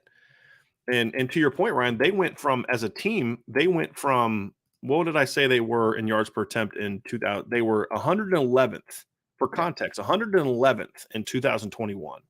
They jumped all the way up to 33rd in yards per attempt last season. Yep. Right. That's what Robert Anae did. And that was also with Sean Tucker being banged up throughout the year a little bit as well. So there were some limitations there also. And they were a little bit of an undersized offensive line last season, as we saw against Notre Dame. Matthew Bergeron was a dude, but they were a pretty undersized team in the trenches on both sides of the ball, which is what hurt them against the Florida States and the Notre Dames, teams like that. But the point is, folks, is this is a guy that has a track record of building good offense, really good offenses, in my opinion. Yep. And that's what Notre Dame is going to be up against. And that's what he was brought in. And I'll tell you this, if this experiment works with Robert Anae, that's going to make it NC State a dangerous team in the ACC in future years. If they can get a quarterback, because Brennan Armstrong's done after this year, if they can get a quarterback and just upgrade their weapons a little bit, that's going to make them very dangerous in that league. Because I will tell you something right now, kids are going to want to play at NC. Kids in the East Coast are going to want to start playing at NC State after a year or two of Robert Anae. They just are, because they're like, hey, they're going to go out there and throw for a bunch of yards, and you know what I mean. Like, I'm not saying like elite players. Notre Dame, I think, still gets the Micah Gilberts of the world, but those guys that they're currently losing to Wake and teams like that, Carolina, yes, they're going to want to play at NC State because of this offense. And I think that was a smart move by Dave Dorn. His best hire he's made as a coach in his tenure was Tony Gibson. I thought that was a great hire. His second best hire, to me, is going to end up being Robert Anae. And that's what I think gives NC State. So if I'm an NC State fan, I'm a little optimistic about the future of this program. If they can keep these two guys around for 3-4 years together. Now that might be easy because Robert Anae, he's a little bit of a nomad. Yeah. You know what I mean? He spent 5 years at Texas State. Well, let's go back in his first Division I job was in '96 at Boise State. And then he spent the next 2 years at UNLV. Then he spent 5 years at Texas Tech, 5 years at BYU, 2 years at Arizona, 3 years back at BYU, 5 years at Virginia, 1 year at Syracuse. Now he's at NC State. He's 64, so it's like, does he finally find a place that he's kind of comfortable with? And look, he's a native Hawaiian. I can understand he didn't want to spend a whole lot of winters in Syracuse, New York. I get it. Yeah. I get it. Right. But he's in a good place now. Is he gonna kind of settle down at all, if or not? Because I honestly think, Ryan, that if they can keep him here for 5-6 years, he can have an impact at NC State like Andy Ludwig has had at Utah. Like, I can say that. Yeah, that's what I I can think. see that. Yeah. Why has Utah won the Pac-12 the last 2 years? They've always been good on defense because they finally have a competent offense that can match it.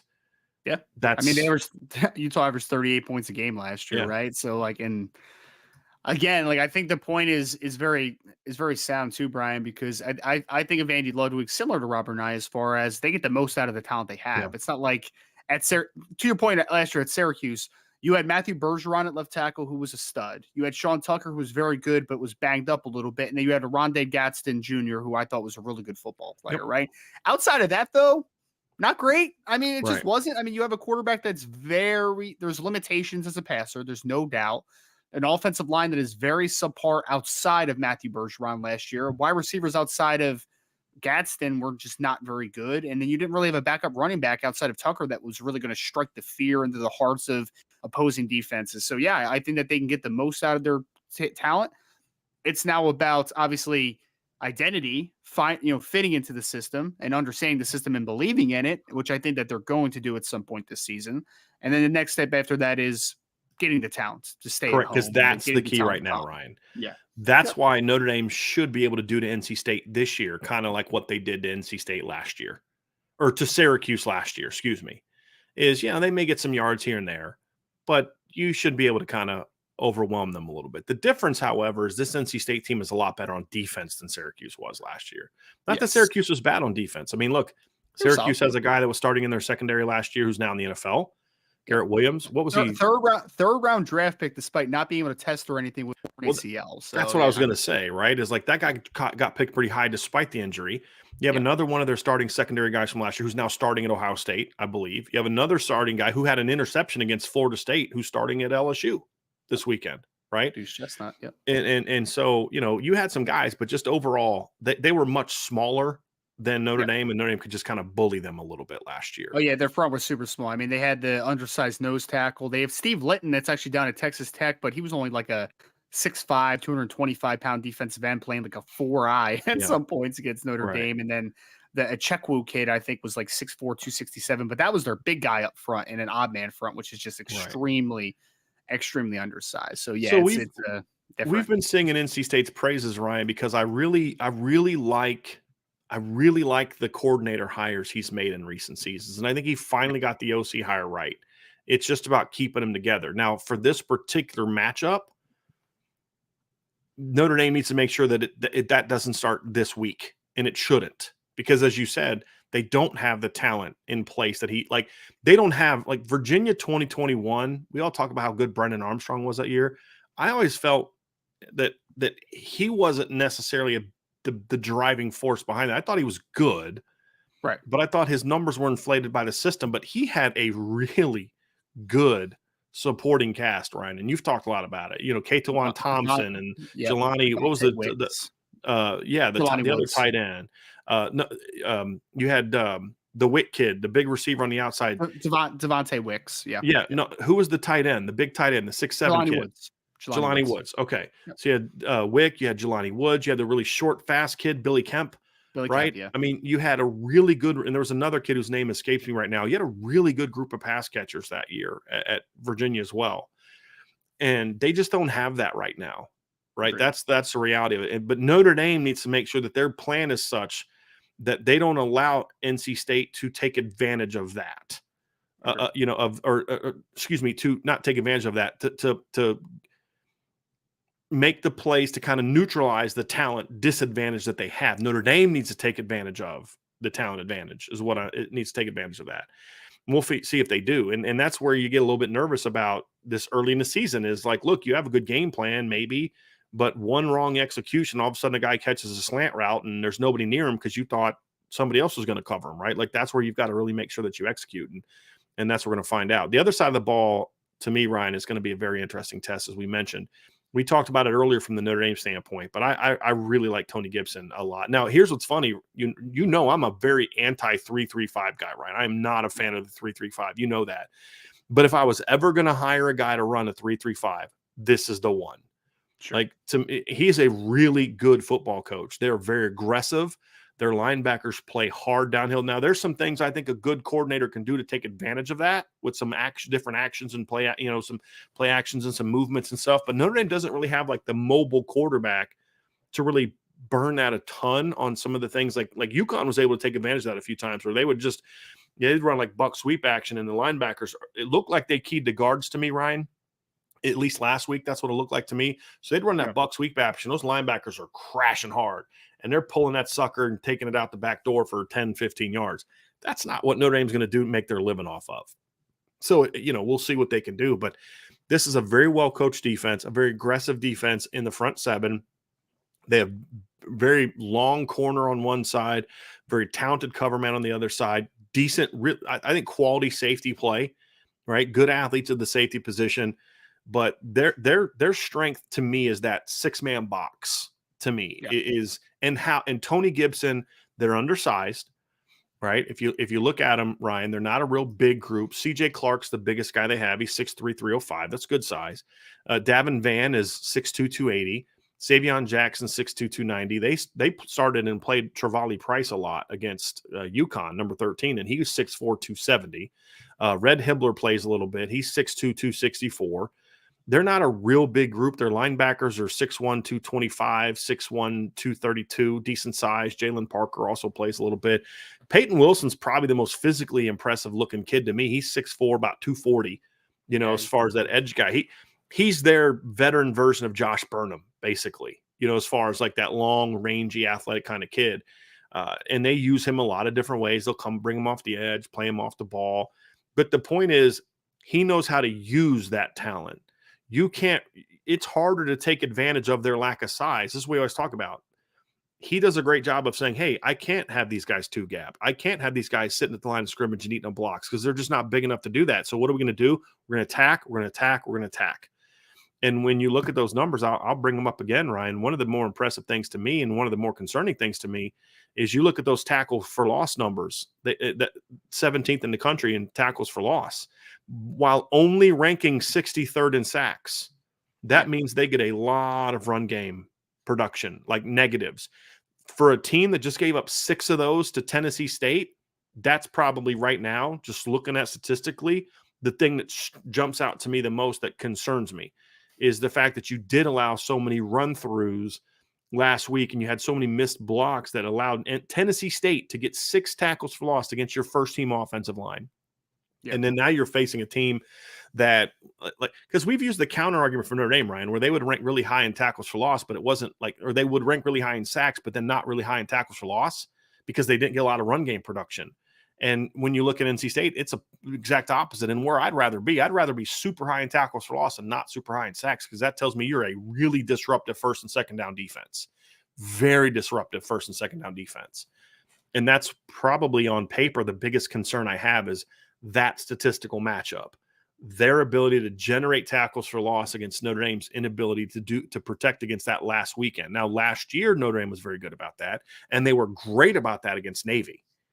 Right now, maybe they just had an off week. Maybe they saw some things on film they weren't prepared for. Whatever the case may be, that's going to have to get cleaned up in a hurry when you look at taking on this NC State defense that Tony Gibson is great at finding different ways of triggering to create negatives. And it's not just the backers. I mean, they'll bring field fires with their outside backer and their safety.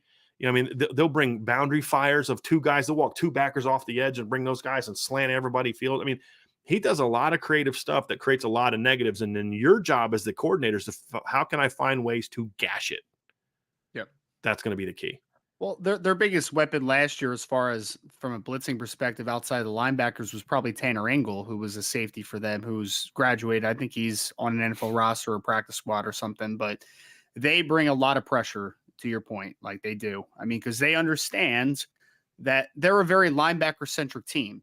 Drake Thomas was incredibly productive over the last couple of years for them. Obviously not with the team anymore. Isaiah Moore was incredibly productive. Peyton Wilson has been incredibly productive for this team. So they are a linebacker-centric team. They are going to use a lot of movement up front to free things up for the linebackers to make a ton of plays, for the safeties to get active. They're going to rotate guys down. They're going to blitz. Because another big thing that they do, Brian, is that they have a lot of confidence in their cornerbacks. They do, right? Like they're going to run a ton of man coverage with Shaheem Battle and Aiden White. They're going to do that all day. And then they're going to trust their guys in the back end to be able to be aggressive up front and on the second level. So you're going to see Peyton Wilson blitz. You're going to see middle linebacker, strong side linebacker. You're going to see safeties. Like you're going to see a lot of different players make opportunities. And I think it's because they have a lot of trust in their cornerbacks and a lot of trust for them to be man to man and then be super aggressive off of that stuff. How are you a great blitzing team? Typically, it's because you can play a lot of man-to-man coverage on the back end. That's the easiest way to apply pressure. That's the easiest way. Because, yeah, you could do some zone fires and some zone blitzes and stuff, but it's not as structurally sound as if you could just say, I'm going to go man-to-man across the board or one high and man underneath and be able to do that type of stuff, right? So this is an aggressive team. They're a movement-based team up front. It's a linebacker-centric system, though, and they're going to play a whole lot of man coverage on the back end. That's what you're going to see for NC State. Off man. They're going to try to bait you into quick. Like they do a good job. They play a lot of man on the outside. They do a good job of mixing those up though. And that's how they got the first interception from Hartman last year. He thought it was man. He saw a guy screaming across the edge. He didn't see the corner just sitting right there in that zone. He just throws it right to him. So you're correct, Ryan. They do that, but they disguise things, I think, pretty well. That's what I liked. I watched that Wake Forest game from last year. They do a really nice job of disguising how they're going to get into their different coverages, playing off, coming up, playing off, all that type of stuff. And that I think deceptive is a great way to put a Tony Gibson defense, right? Because that's the one good thing about the 3-3 is that when you're stacking the 3-3, it's very easy to hide second level defenders, right? Like Drake Thomas was a 5'10 and a half, 5'11 inside linebacker, right? Where it's just like you can hide him a little bit behind guys like CJ Clark and Corey Durden and those types of cats, right? So I think deceptive is the word that I would use for a Tony Gibson defense. They don't show a lot pre-snap, they hide defenders a lot, and then they bring pressures from different areas. They are I called the defensive Brian Newberry from Navy, the master of chaos. I mean, I think that he probably took that page out of Tony Gibson's book. Like Tony Gibson is a lot of chaos, but it's very sound chaos. Yes, like it's not structurally unsound chaos like a Alex Grinch type of defensive coordinator. And here's something that gives me hope that Notre Dame might be able to run the ball this weekend. And we talked about this during the summer, Ryan, is that playing Navy schematically is actually going to be good preparation for you to play NC State 2 weeks later, because there's a lot of structural, their personnel's a little different, right? Where Navy's more of a true 3-3. I mean, NC State's more of a true 3-3-5 personnel wise, where Navy's more of a kind of a 3-4 personnel wise ish. Yeah. Although John Marshall's a little bit of a hybrid guy. He has the body of a safety who plays like a linebacker, but they're going to do a lot of things like I love that you brought up the Brian Newberry comment, because there are a lot of philosophical things that are similar between these two teams. Now, of course, NC State has a lot better players, but as good as NC State was last year stopping the run, Navy was even better by like 20 yards better, and Notre Dame was able to run the football effectively. They had some answers for those things. Well, here's the thing, though. The counter to that argument is, but now they know some of your answers. NC State now has on film some of your answers. So you're going to need some more answers, right? But that gives me hope that Jared Parker can see this defense and prepare for this defense, because he saw again, it's a different defense, but very similar. I mean, they're in the same family of defenses structurally, how they try to stop the run, being linebacker driven, to your point, Ryan. I think that's another great example of a way that I would describe Navy is Navy's very linebacker driven in how they defend the run. So the difference is they've got way better personnel on the back end, especially. Like they're more athletic at linebacker, and they've got better personnel at corner, significantly better talent at cornerback, and they use it well. I mean, they're Shaheem Battle's typical. Cam Hart's not your typical 6'2" corner with kind of smooth hips. Shaheem Battle is your typical 6'2" corner, right? He can run, he's physical, he's long, little tight hipped, right? But they use him correctly. They don't ask him to come up and play press man all game. They let him play more off ball man. Let him drive on stuff. Hey, you want to try to throw a slant route? We're going to see it. We're going to sit on it. We're going to drive on it. Now, to me, that opens up some opportunities, right? Navy or UConn almost hit one this past week. They ran a wheel route on Peyton Wilson, and if the quarterback hits that, that's a 50-yard gain. You know which play I'm talking about? It was a second quarter, just overthrew it a little bit. They had Peyton Wilson. They got him because of that aggressiveness. You've got to find a way, and we'll talk more about this in the Keys to Victory on Thursday, but you've got to find ways to take advantage of that aggressiveness and beat and gash it. Sure. It's easier said than done because, as you said, I love what you said, Ryan, is the reason I like that expression you came up with, master of chaos, because master of chaos, to me, gives you a sense of control. Yeah. And there's a method to the madness, right? Where it's not like you're just out there. Like I always thought Van Gorder was always trying to get cute, and it was so unsound. John Tenuta was very unsound. They'd have games they'd hold teams 120 yards, and then they'd have games they give up 600 yards, and at the end of the day, you like, hey, top 25 defense. I'm like, well, not really. It's not sustainable. Yeah, right. This is more consistent. It's like, hey, this is just who we are. A team is going to have a game here and there, but this is who we are.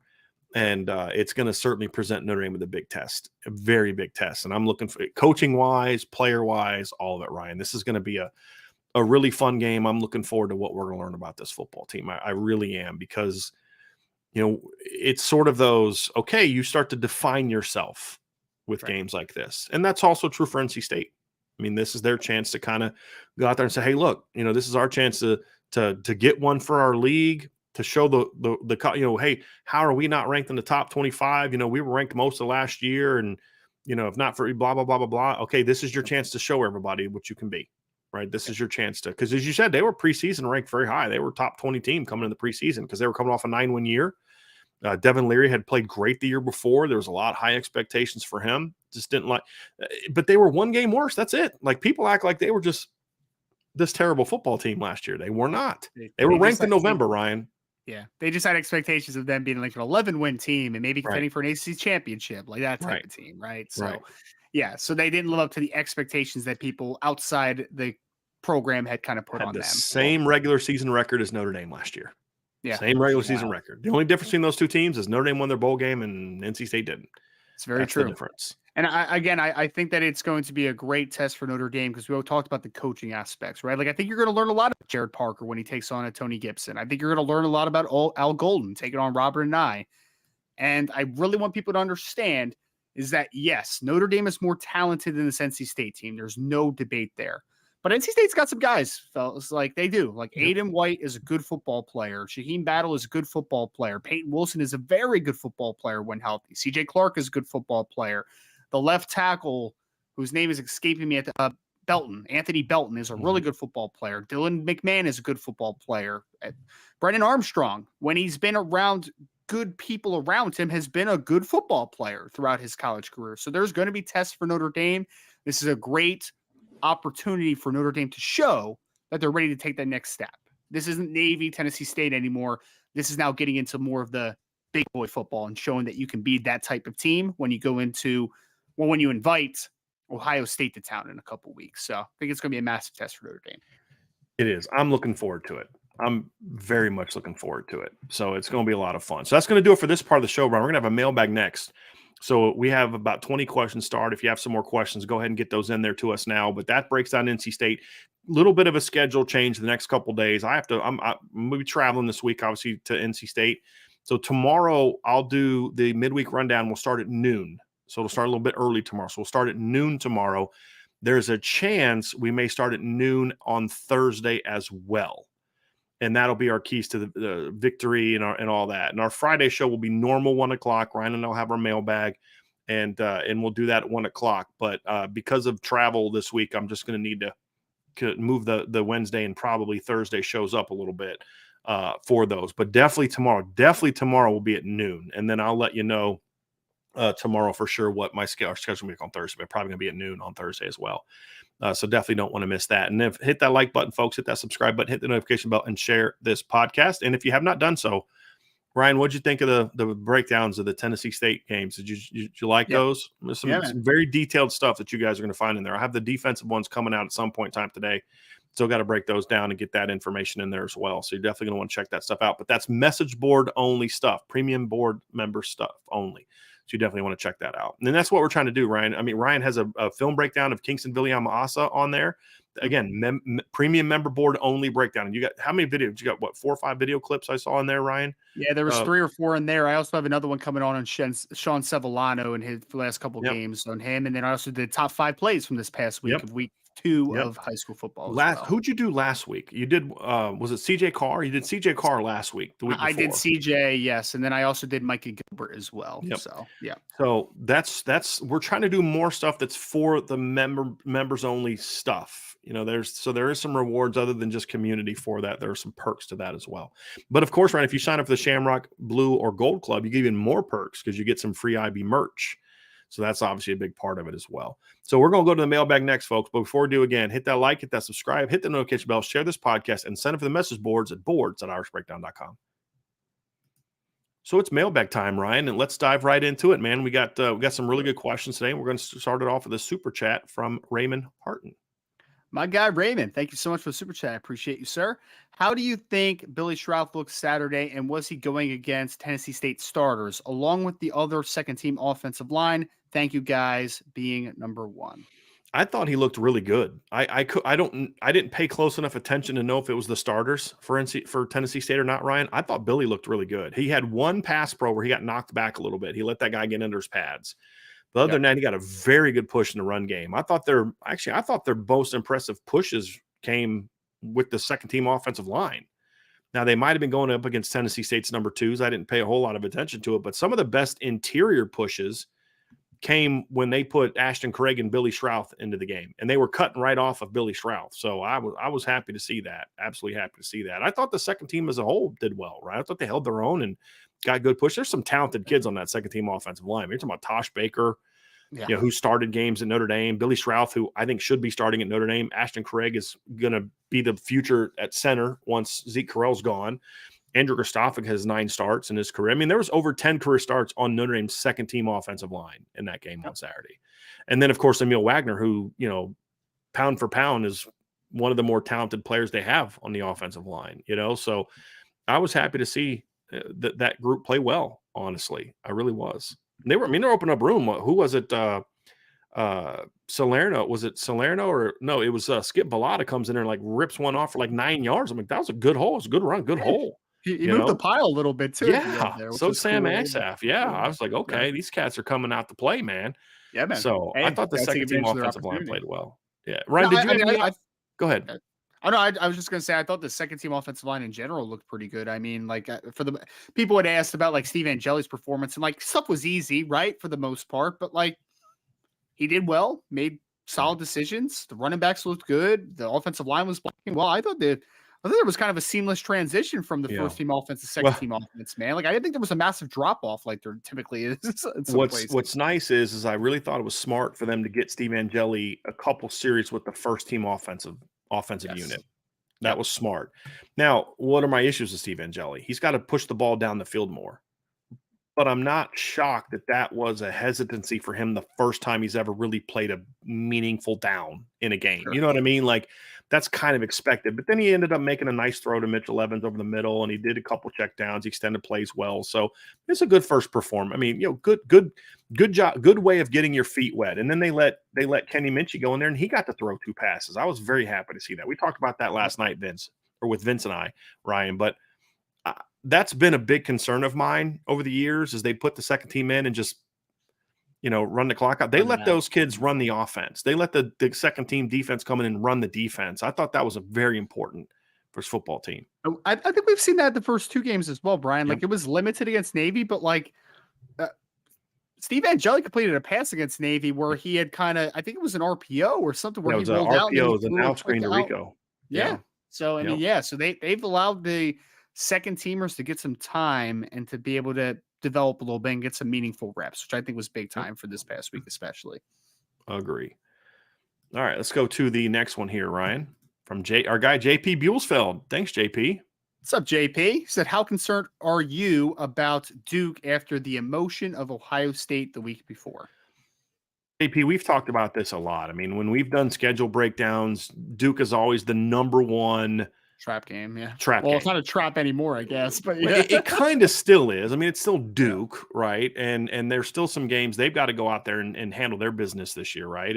And not lose the momentum from this game, which, I mean, I think they should be able to do. They got Lafayette this weekend. Then they got Northwestern at home. Then they play at UConn. Like, that UConn game will be a test for them for the reasons it was for NC State. But there's a good chance now that when Notre Dame heads to Duke on September 30th, Ryan, that they're going to be 4-0 and ranked in the top 15. And there's a good chance of that. Sounds like a night game to me, right. baby. Yeah. And to your point, Ryan, the odds of Notre Dame overlooking them, no matter what happened the week before, diminish with how Duke is. So if anything, I know a lot of people are like, oh, are you more concerned about Duke? If anything, I'm actually happy with how that went, because now as long as they handle their business the next 3 games against teams they should beat convincing. I mean, let's be honest, Ryan, their next 3 wins should all be by double figures. Let's be honest about that. Because I think Duke's a better team coming into the season than NC State is, at least in September, right? Yes, we like Brennan Armstrong, but he's not Riley Leonard. As Ryan, y'all know, Ryan has been on that train for now going into year 2. That's a better football team, in my opinion. They should be 4-0 in the top 15, in my opinion, by the time Notre Dame comes to town, because there's going to be teams losing and stuff like that. They're going to at least be top 20. Because I think they were in the top 20 of the polls, the most recent polls. They're 21st in the AP poll this past week. And then let me see where they were in the coaches poll. Notre Dame, by the way, was 10th and 11th. They jumped in at 24 in the coaches poll, which is silly. I should have I made a mistake not having them in the top 25 preseason, and I rectified that with my initial top 25, Ryan. I don't know if you had a chance to see the IB top 25, but I had Duke at 16. I mean, I thought they should have been in the top 25, and I thought they looked good in winning. And you can say Clemson made some mistakes, but some of that stuff was Duke forcing Clemson mistakes, right? And it wasn't just like, oh, Clemson dropping the ball in the middle of nowhere. There was a little bit of that, but some of this was, Duke players making plays and forcing Cade Klubnik into pressures, not letting him get comfortable in the pocket, not forcing him into mistakes. I thought that was there too, but they should be 4-0. So to your point, JP, I will not say I'm less concerned, because they're still a very good football team. Ryan predicted Duke was going to win this game last week. Yeah, I mean, I'm not surprised about Duke at all, and it doesn't change my opinion on it, JP. I always thought that Duke is going to be a tough game for Notre Dame. Like, I never thought it wasn't going to be. And last night didn't make me more concerned with Duke. I picked them to beat Clemson in the upset, like 31-27, I think was my final score. Obviously, the score was way off. But if you had watched that game, yes, Duke dominated that football game for the most part, but Clemson still had opportunities to score the football, man. Like, I think they had four drives inside the red zone, or 4 or 5 drives inside the red zone, only scored 7 points, right? Yeah. So 1 or 2 drives that end in touchdowns there, then that's a game late in the fourth quarter, and we're talking about a more competitive football game. Well, it was 13-7, right, Ryan? It was 13-7, and Clemson's got the ball, I think, first and goal at the 1 or 2 yard line, and they fumble. And Duke recovers it, runs it back a chunk of the way, and then punches it in. And I mean, that's really where the game turned. Yeah, it was early in the fourth quarter. It's a little early in the fourth quarter than I thought, but they end up returning that. Next thing you know, it's a touchdown. I mean, Clemson was very sloppy last night, and that to me was sort of that was the big surprise for me, because if you really look at the numbers, Ryan, Clemson wasn't as bad as people are making them out to be. They had 422 yards of offense. They ran for over 200 yards. They had 5.1 yards per play. They had 29 first downs last night, 15 rushing, 14 passing. They moved the ball. They just turned over the football and had kicks blocked and missed kicks. Like, it was just an ugly football game. Yeah. Offensively, Ryan, they went 1 of 4 in the red zone, to your point. 1 of 4 in the red zone. And I love Riley Leonard. I think he's an incredible talent, but it's not like Clemson's pass defense was bad. Like, I think we had like 17 of 33 against them, right? Like, it wasn't like this world on fire type of outing. Right. I would contend that, like, I did not think Duke's wide receivers got any separation against Clemson. Like, it was ugly. There was some balls that I'm like, that should be a catch, but like, there's just no separation at all. Clemson's pass defense, I thought, actually played really well. They gave up too many quarterback runs. Yeah. They let up a late one to Jordan Waters, I think is his last name, that scored that last touchdown. So there were a couple lapses in the run game as far as stopping the quarterback run game, but it's not like Clemson's defense played awful. It was just that their offense had put them in so many bad situations throughout the football game. To your point, Riley Leonard went 17 of 33 yesterday for 175 yards and 5.3 yards per attempt. Exactly. His QB rating was 96.07. To also your point, Ryan, he had 8 carries for 98 yards and a touchdown. Oh, that kid's an athlete. That was it. Man. That was He's it. Did You know, see I his mean, and that's touchdown run, man, like high step, and I'm like, that kid's an athlete. he's got some man. swagger to him this year too, man. He really does. But does. what Ryan also talked about, and what we've talked about, is that Duke's better in the trenches than people give him credit for. You know, we talked about Graham Barton, the left tackle, and obviously Dwayne Carter and Jamion Franklin and those guys on the defensive line. You know, that's a big part of this thing too. Is they were disruptive last night against what I thought was going to be a much better Clemson defensive line. I really did, or offensive line, excuse me. I really did. I thought they were going to be better. You know, they like you said, Clemson's defense did not play bad. No, they gave up some, you know, first game jitters. It's just they just blew so many opportunities. I mean, they should have been up a couple scores in the fourth quarter. Yeah, I really think just too many. Clemson was shooting themselves in the foot, because I actually thought, again, like I thought Clemson's defensive backs or secondary played really well. Like I thought Nate Wiggins was good. I thought Andrew Makuba was all over the field. Like I thought their secondary played. Who's a guy I'm not overly high on. Like, you know what I mean? Like, so that's a good sign for them last night, right? And here you want to hear like here's another crazy stat that I saw from last night. Let me just pull this up to make sure that is actually correct. So Clemson in the second half of the game last night scored a grand total of 0 points. 0 points in the second half. Do you know how many punts they had in the second half, Ryan? I know you know the answer to this. It's rhetorical. They did not punt once. Yeah. Not once. Missed field goal, fumble, downs, interception, downs. Oh man, like, I made a big mistake, Brian. I accidentally opened up the chat and I just saw someone give Tony Elliott credit for Dabo, and I just can't. I'm losing my mind. Yeah, now. This is why I tell you to close the chat and not have the chat on. I'll handle it. I saw someone say that it was all about Venables and Elliott. Like, guys, have we seen what Tony Elliott's doing at Virginia right now? Did you see what Tony Elliott did his last 2 years at Clemson? Come on, right? Man. Like, yeah. Clemson's in this whole offensively because of Tony Elliott. Let's be honest with ourselves about that. Recruiting wise and coaching wise. Exactly. Yes. Exactly. Yes. Oh. Exactly. Let's get to some more, Ryan. We got a lot of good questions today. This is also about that. Go ahead. Tavis McKay says, "What does Duke's win over Clemson mean for Notre Dame's strength of schedule?" When you have a game between two opponents, like negates each other a little bit. Yeah. If anything, Ryan, it actually, I would argue, it improves their strength of schedule, because now Clemson is no longer a top 10 team, but because of that game, there's now 2 of those opponents in the top 25, as opposed to just Clemson staying in the top 10 and then Duke being 0-1. Yeah. And if Duke's 0-1 and they beat Lafayette, Northwestern, and UConn, they're not even sniffing the top 25 poll. And then Notre Dame beats them, and their odds of getting back in the top 25 are slim till November. Yeah. Right. So if anything, I believe this helps Notre Dame's strength of schedule, in my view. And then with Clemson, it just depends on what do they do next. Right. I mean, they got Charleston Southern this weekend, Florida Atlantic the weekend after that. They got 2 weeks of get right games before Florida State comes to town. Like, well, I was in a chat with a buddy who said Florida State's going to wipe the floor with Clemson. And I'm just like, guys, I think we're overreacting a little bit. Clemson did not play well last night, but I also don't think they played quite as bad as people acted like they played. It wasn't like they were just outclassed and weren't able to run the football. They weren't able to move the football.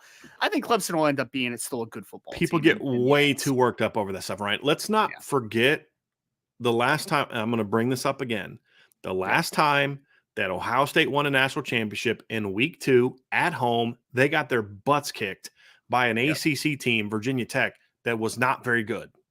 Yeah. I mean, they lost by 2 touchdowns. And okay, like that was a crushing loss, but that was early in the year. By the end of the year, they were a different football team.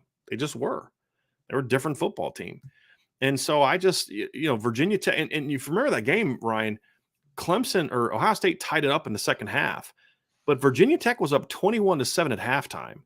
And then as soon as Ohio State scored to tie it up, Virginia Tech went right back down the field and scored a touchdown and took the lead back. Ohio State that year got beat at home by a Michael Brewer-led Virginia Tech football team.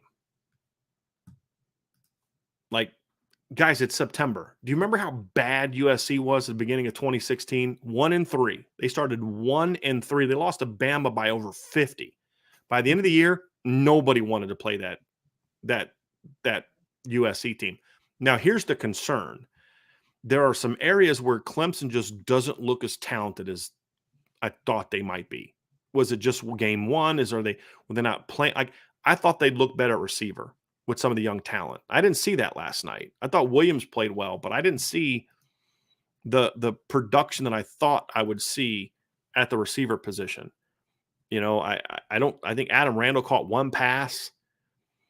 You know, Bo Collins that was 5 for 50. Antonio Williams was 7 for 56. And that's a misleading number because he was catching screens behind the line and having to make 3 people miss to gain 4 yards. I mean, they were blowing that stuff up last night.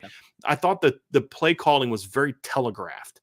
Duke was prepared for the Clemson offense in a big, big way last night. That was a great coaching job by Tyler Santucci and Mike Elko, in my opinion. They were very much ready. And then Clemson still got theirs at times, and Will Shipley's very good. Like, I wasn't watching the game at first. And then, you know, like I went back and watched it later because we were doing a show. And you see all these things on Twitter about how bad Will Shipley looks. And then I started watching the game. I'm like, what are you people smoking when you start criticizing Will Shipley? Looked explosive to me. I thought he looked I good. do not understand why people, well, I kind of do understand. But like, I see on Twitter just this nonstop, Will Shipley can't play, Will Shipley can't play, Will Shipley. And then I turn the game on and I'm like, what are you guys talking about? He was the only thing they had on offense yesterday.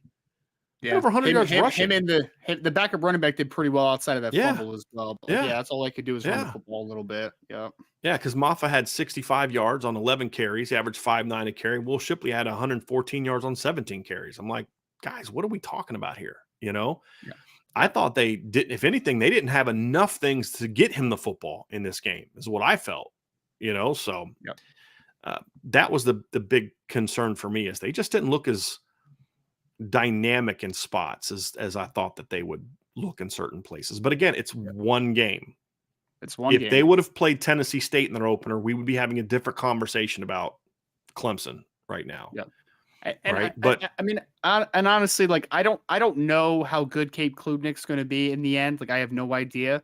But I think we also need to remember, like, it was the kid's second career start. He's a first-year starter at Clemson, right? And they put a lot Riley on him was in last his night, first Ryan. game. I mean, it's a lot of transitional stuff happening right now. Yep.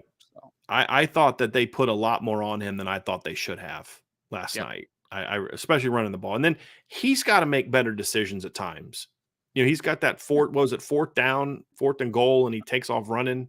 Yeah, and it's that was like bad. He also did that last year against Tennessee. Remember? Yeah, he tried to fit like a little over route to bringing Stoll, the tight end, early in the game that should have been intercepted as well. I'm just like, oh, it's a bad decision. Like he stared him down the whole time. I'm just like, he needs to grow. Like he wasn't good last night. I mean, that's. I mean, no one can argue that. Like Cape Kludik was not good last night. There's no doubt about that. Yep, absolutely. All right, let's get to some more. We had Chris ND for Life Fortson, who said, are there any starters too deep on the NC State team that would start too deep for Notre Dame? Thank you. Well, definitely some guys that be in Notre Dame's too deep for sure. I mean, I'm sorry, Peyton Wilson is starting for Notre Dame. Peyton Wilson's the starting will for Notre Dame now. Yeah. I think CJ Clark's playing starting a bunch for Notre Dame. If not starting at nose, Yep. Davin Vann, to me, could be a big end at Notre Dame or a rotation 3 technique for Notre Dame, certainly. Aiden White might be a nickel for Notre Dame, potentially, kind of moving inside a little bit as a like he would play. I'd take one of their safeties. I'd take one of their safeties for sure. Absolutely, I would. I'll say this. I would say it would have to be a position change, but I would take Anthony Belton to compete inside at guard. He's the left. I like that. I would take him in a second. Yes. Well, and he's got more to me of a guard body. You know, he's 6'5", 340. He's massive, man. Yeah, he's got a guard body. He's talented too. He just needs a little refinement. I mean, you put him at left guard on this Notre Dame team beside Joe Alt. Yeah. Yes. I mean, he played better in the opener than Blake Fisher played against Tennessee State. He has some preseason like second and third round grades from the NFL, man. Like that kid's talented, folks. Like he's good. Have a good size offensive in that line. group's going to have to be playing good ball against Anthony Belton. Yep, he's 6'6", 336. This is listed weight. Their left guard Anthony Carter 6'3", 305. Their center Dylan McMahon, who Ryan talked about, 6'4", 305. Their right guard Derek Easton 6'4", 315, and their right tackle Timothy McKay is 6'4", 312. So they have some good beef up front on their offensive line. Not like massive outside of belt, but they've got good beef up front. Yeah.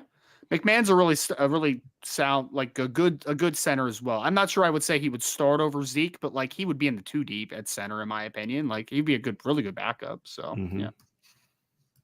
We have a super chat down here, Ryan. Let me get down to that one. We had Tony Spicali. I live in Raleigh and will be going to the game on Saturday. Go Irish. NC State will be tough, but I have faith the Irish will pull it out. I mean, this is a game, Ryan, that Notre Dame should win. Yeah. The point of when we praise a team like NC State, it's not to prepare you guys for a loss. It's to get you to that if Notre Dame wins, to appreciate the quality of the victory. Yes. Right? Like we didn't blow smoke up your what's about Navy's offense or Tennessee State. Right? Like they should have dominated those games, and they did. I mean, we predicted blowouts in both games, and actually the Tennessee State game, we were all pretty much within a couple points of being accurate. I predicted 62-7. It was 56-3. Vince was 55-3. Ryan, you predicted a blowout as well. What was 56-0, man? I was close. I mean, I was close. So they did what they needed to do. This NC State team is just going to be a tougher team than some Notre Dame fans, at least the ones that I've talked to, think they're going to be. They're a good football team, but yes, it is still a game that if Notre Dame is who we think they are, this is a game you win.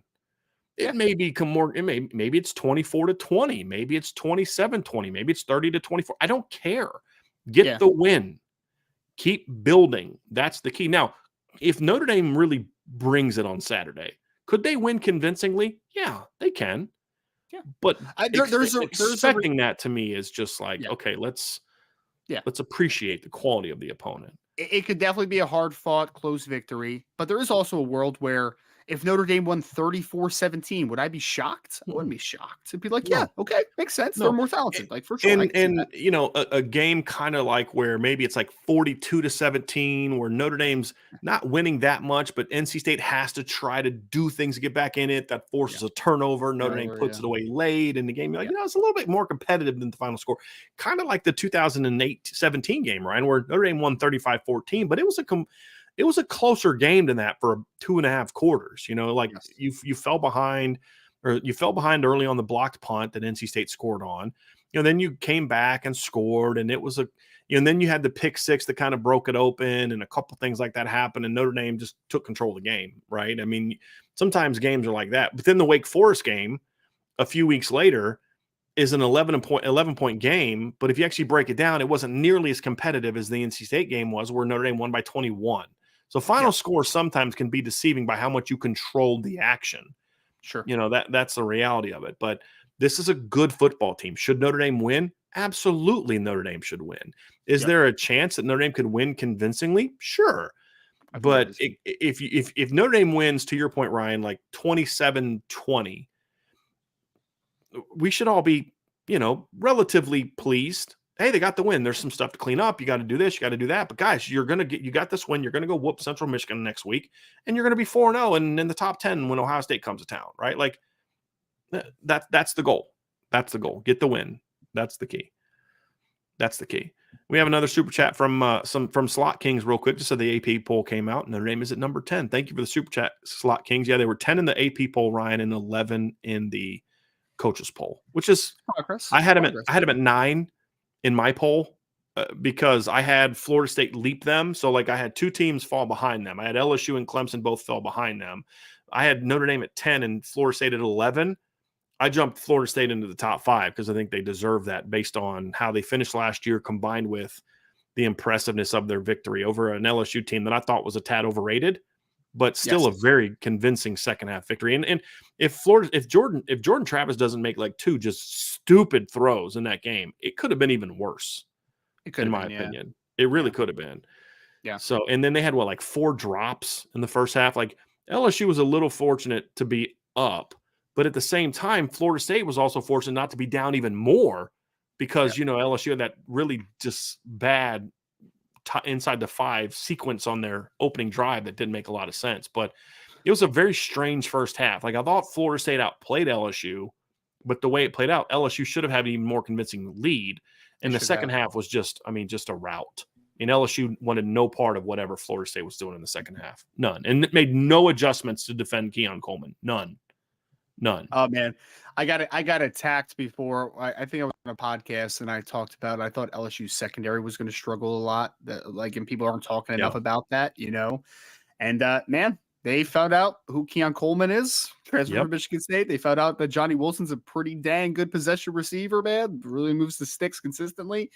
So yeah, Florida State's a talented team, man. They're really talented. I think that they're going to Yep. be a really good football team this year. I just would say, like, again, first week overreactions that always happen. Florida State's winning the national championship and LSU's Mhm. bad. It's like, no, they're Yep. just somewhere in between on those types of things, right?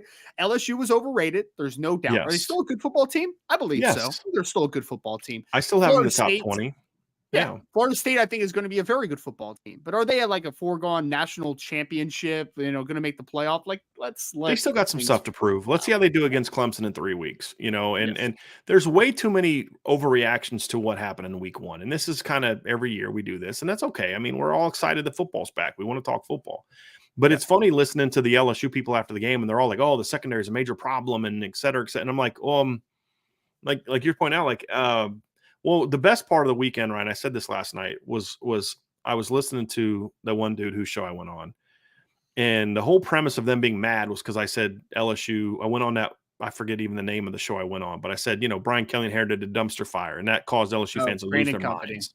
We talked about that Right? yesterday Yeah. on the thing. Someone asked about your Crane and Company segment. Yeah. Yep. Yeah. And so and it was like, well, this is exactly what I was talking about. Like, if anything, we were trying to convince LSU fans, like, pump the brakes. You're not there yet. Yeah. And if you do beat Florida State, you should really appreciate that, because Florida State's better than you right now. But they didn't want to hear that. And then to hear them say, well, he inherited a dumpster fire, I'm like, yeah, exactly. Well, the worst part is someone asked about that whole segment on the thing, and I was like, one thing that you had said that I think people got upset about, I forget if it was on that show or Tiger Burt, was that, well, the recruiting thing, but then the other thing was that you said that you don't think Brian Kelly was going to win a national championship. Yeah. And then, like, everyone's trying to do the gotcha thing when they had a pretty good year last year. I'm like, but guys, they still didn't win a national championship, though. They lost 4 games. I know. And they lost 4 games, Ryan, and I believe all of them were by double digits, correct? Well, except for the Florida State game. And as I pointed out, Florida State Texas A&M was a close game, I think, too. 15-point game. It was a 15-point game. They got whooped by Texas A&M. Florida State game was close, but as we pointed out, Florida State was a fumbled ball at the 1-yard line away from just rolling them off the field in the fourth quarter. Yep. Florida State has been the much better football team 2 years in a row against LSU. Yes. Like, that's just where you are with that. Yeah. Yes. We have a question about that, Ryan, that I'm going to jump down to that one. We have kind of about this. Let me find that question. It was kind of about, here you go. Here's one from Todd Brammy that's kind of related to this topic. Do you think Mike Norvell just has Brian Kelly's number? They've played 3 straight season openers, and the 2021 game had no business going into overtime, and obviously LSU lost the last 2 years. The interesting thing about that 2020 game, Ryan, and Notre Dame also beat Florida State in 2020, but if you remember, Norvell didn't coach that game because he tested positive for COVID, so he had to stay at home and watch the game at home, which, whatever. Yeah. But the 2021 game, Notre Dame should have blown Florida State out. They were up 38-24 in the second half and called off the dogs, which was typical Brian Kelly BS, and that allowed Florida State to get back in. So to me, that game was more about Notre Dame not doing what it needed to do in the second half than it was about Norvell necessarily having Brian Kelly's number. That's just who Brian Kelly is. I think look, guys, he has the better roster. We've said this all summer. He's got the better roster right now than Brian Kelly. And in fairness, if we're going to take the whole I can't stand Brian Kelly hat off and just, like, let's be honest, the whole thing is that you all have been inflating LSU's roster this entire offseason. You inflated how good LSU was last year in their 10-4 season. And Ryan, you talked about the Texas A&M game.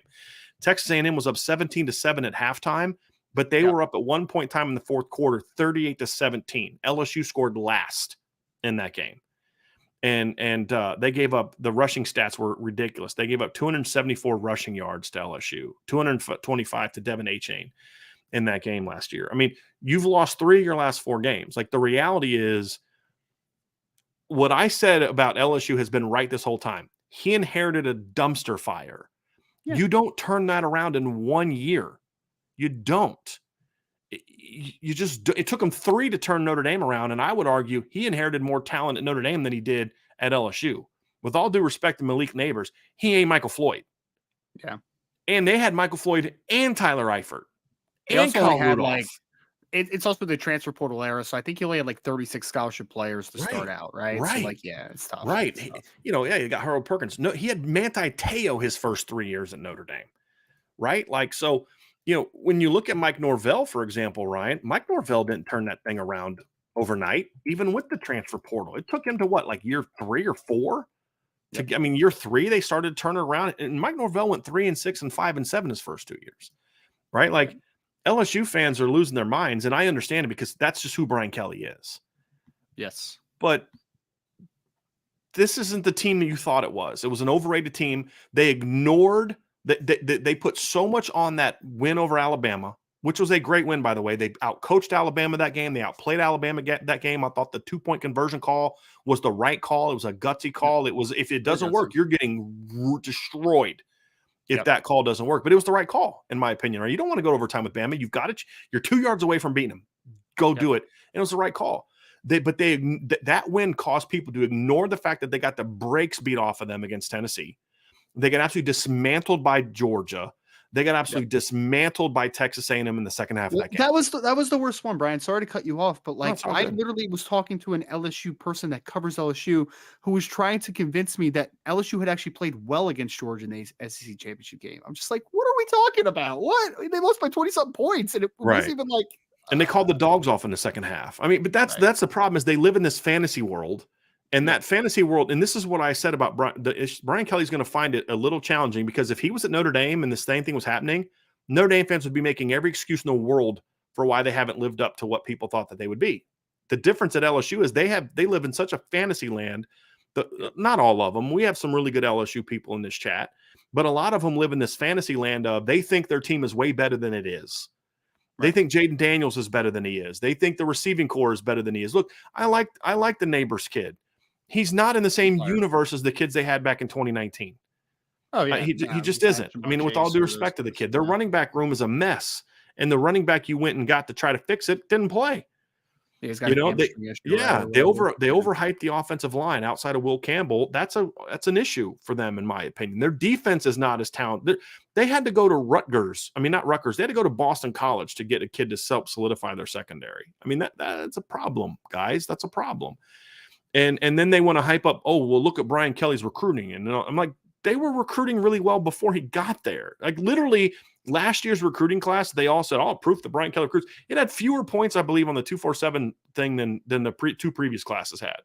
It's not hard to recruit at LSU. No, it's not. No, it's not hard to recruit. But the point is this team is going to need more time.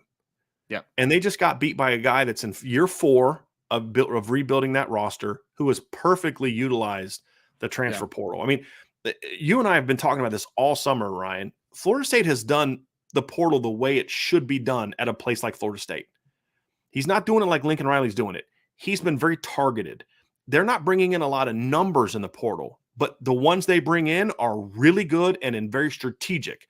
They needed to improve at corner. Take Fentrell Cypress off that field last night, Ryan, and that game looks a little bit different in my opinion. Would you agree with that? Like he was pretty sticky in coverage against not a great receiving core for LSU, but he's better than what they had. Braden Fisk, that was an impactful pickup. Well. Keon Coleman was huge. You take Keon Coleman off that field last night or on Sunday night, I still think Florida State wins, but it's more of a closer game. The word, see, I hate some analysis sometimes because all I heard was like Deuce Chestnut stinks. I'm just like, Deuce Chestnut was in pretty good position most of the time. It's just like Keon Coleman's a dude, man. Exactly. Like, he's just a dude. That was more, why are you putting Deuce Chestnut in situations where he has to be one-on-one with Keon Coleman the whole game? Yes. Like that's bad coaching. That's bad coaching. Well, that was the biggest thing for me was that like Florida State was the more talented team. I think they were convincingly more talented, but they also got outcoached as well. Like LSU got outcoached against Florida State, especially in the second half, in my opinion. And there's especially on the FSU offense against the Alex Atkins coached circles around Matt House last night. How is it a good idea to drop Harold Perkins into coverage 38 times and rush him 7 times? How is that a good idea? I don't understand how that's a good idea. He's an off-ball linebacker, cool. But, why isn't he should be utilized the way Notre Dame uses their linebackers a lot, of like just getting them, blitzing them and stuff. Like, why is he not attacking? It's just, Yeah, it wasn't a great Yep. coach job by LSU this past weekend. Yep. It wasn't. But I still think they're going to be okay. Yeah. Because my hope, again, take my anti Brian Kelly sentiment out and just look at this as a college football analyst. The hope should be that LSU fans should come down and find a more realistic understanding of who they are right now, and then evaluate the coaching staff off of that. They're just not a really talented roster right now. Yeah, they're not. I had to hear all offseason how they're going to win the East by a landslide. I'm just like, guys, the West, like it's agree. Or West, agree. yeah. I'm just like, guys, let's take it back. They won the West last year with 3 losses, 2 in conference. Right, and it was also a down year in the West last year, guys. And also, Alabama was still a good football team last year, but I think we can all be honest with ourselves that like that was the least impressive Alabama team that we've seen in a few years. Like it wasn't the best Alabama team we've ever seen over the last few years. Exactly. So, exactly. And they said, well, they had Bryce Young, and that's the only reason they win 11-2. Like seriously, you trade LSU and no dude. Look, Jaden Daniels is a good quarterback. Yeah, but that's it. That's all he is a good quarterback. And you trade him and Bryce Young last year. Yeah. Yeah. Well, and I just love that. That's another tagline this whole offseason, right? This headline was Jaden Daniels Heisman favorite. I'm just like, guys, he had 28 total touchdowns last year. Why are we doing this? I just don't understand, man. I have to see every top 10 quarterback list with Jaden Daniels over Sam Hartman. I'm just like, for what? For what reason is that happening? Like, it's just, it's weird. I'm sorry though. This little shade right here is really actually kind of funny. I love this comment from Bernie. Bernie said Brian Kelly struggles against ACC teams since he left Notre Dame. Look, I love the fact, and you could say, hey, you know, at Notre Dame, at Brian Kelly was he won his last 3 games against Florida State, lost his first 2, lost in 11, and lost in 14, and then beat them in 18, beat them in 20, beat them in 21. So he won his last 3. Now that's a funny little shade, but in fairness, he never faced a Florida State team as good as this one. And it was not even close to as good as this one, in my opinion. And I still don't think this Florida State team's like this. They're back. This is 2013 Florida State again. They still have stuff to prove too, but I'm comparing it to what the Notre Dame teams that they faced in recent years. Like the last 3 Florida State teams that Notre Dame beat all had losing records. Yep. This team is not going to have a losing record. What's more impressive is Sam Hartman's 2-0 against Jordan Travis, and including a win last year. That's more impressive. But I do love the shade. By the way, I love that you mentioned Alex Atkins as well, because that guy is a budding star. Oh my gosh, ranks, man, budding star. Absolutely. Yeah. I mean, the thing is too that I loved about what he did for Florida State is they never panicked. There's some stuff not working early that they liked, but they were just the timing was off on some stuff, and he just kind of kept, hey guys, we're fine. We're just execute, do what we're supposed to do. We're hurting ourselves. That was the biggest thing for me and for Florida State at halftime offensively is they didn't reinvent the wheel at halftime offensively. They said, guys, stuff is there. There was a couple protection adjustments they made to give Jordan Travis a little bit more time. But the stuff was there. It was like, guys, let's execute. Let's not shoot ourselves in the foot with penalties, with forcing balls, with whiffing on blocks. What they did at halftime for Florida State was, hey, let's clean it up. We have a good plan. We're not executing that plan. And then make it a couple tweaks.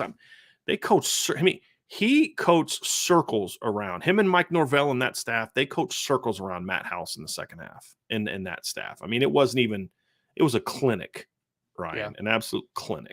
Well, I'm just glad I won't have to see Matt House in the top 5 of a defensive coordinator ranking for Big Game Boomer. Based on what?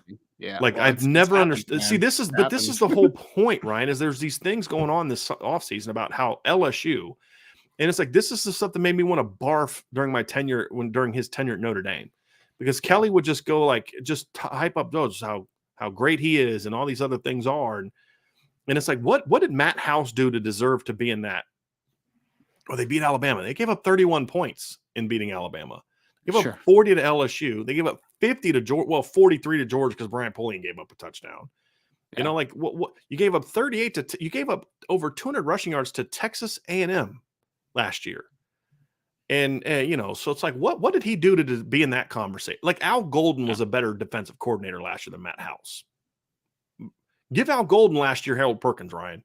Yeah. You know what I Sure. mean? Like, Yeah. you know what I mean? Like, think about that. And so it's just it's maddening. It's Yep. maddening. We had a question from David Lowe. So I missed the reaction show for the game being going through a lot. Could you answer what y'all guys think of this Notre Dame team?